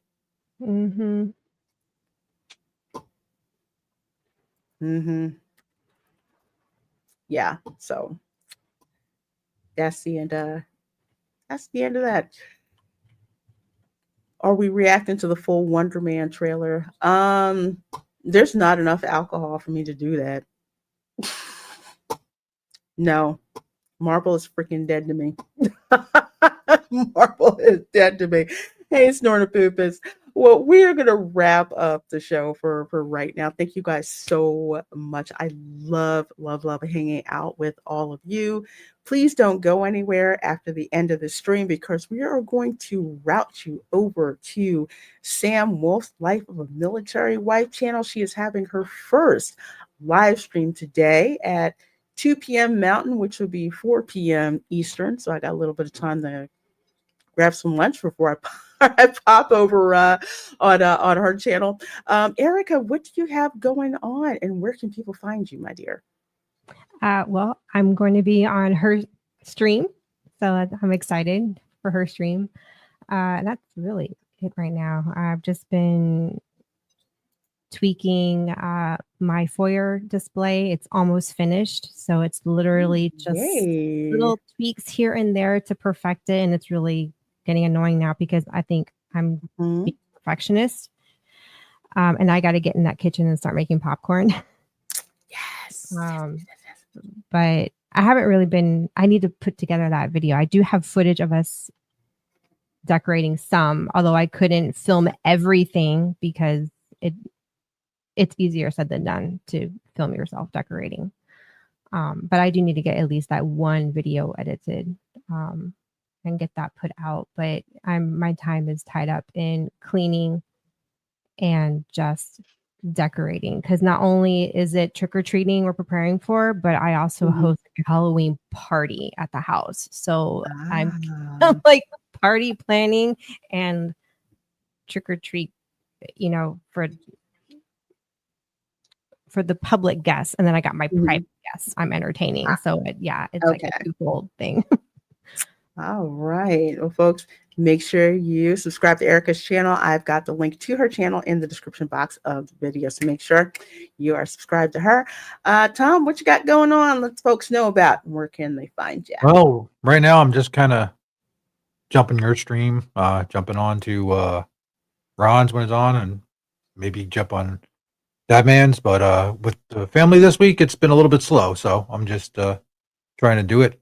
I should have got some good B-roll yesterday. I think I got some, but I'm not sure. Whatever. You're around. Yep. Epic rocket launches and cute doggos. Definitely. So go check out, subscribe to Tom's channel. Appreciate that. As for your girl, I always just say, what day is it? Well, tonight at 8. Well, before that, I'm going to be over on Sam Will's channel for her first live stream. So you'll see me over there. 8 p.m. Eastern tonight is a watch party for a cult Halloween classic film, Killer Clowns from Outer Space. So we're going to be having a watch party for that. Sage says Tom has a sick room. Thank you, Sage. Hi, Sage. Sunday, 8 p.m. Eastern, Welcome to Florida show. We're going to be doing a little bit of history, talking about Jean Ribault, not Ribault, Jean Ribault. And we're talking about him, the French Huguenot, who basically got slaughtered. So we're going to talk about that. Also, crazy ass Florida news, memes, videos.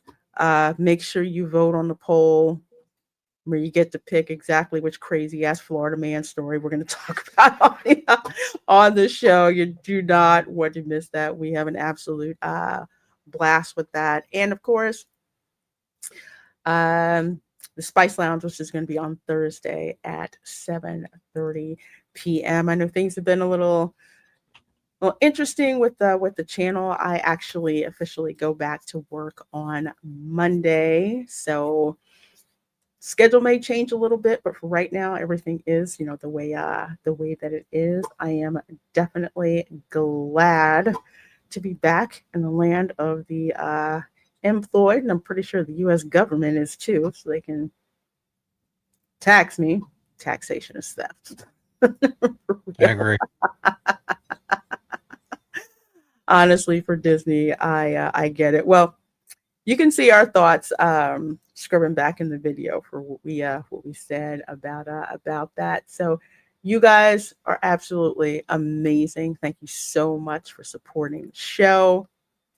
Good afternoon, good evening, good morning, wherever you are, and we will see you all next time. And remember, there's cupcakes at Publix.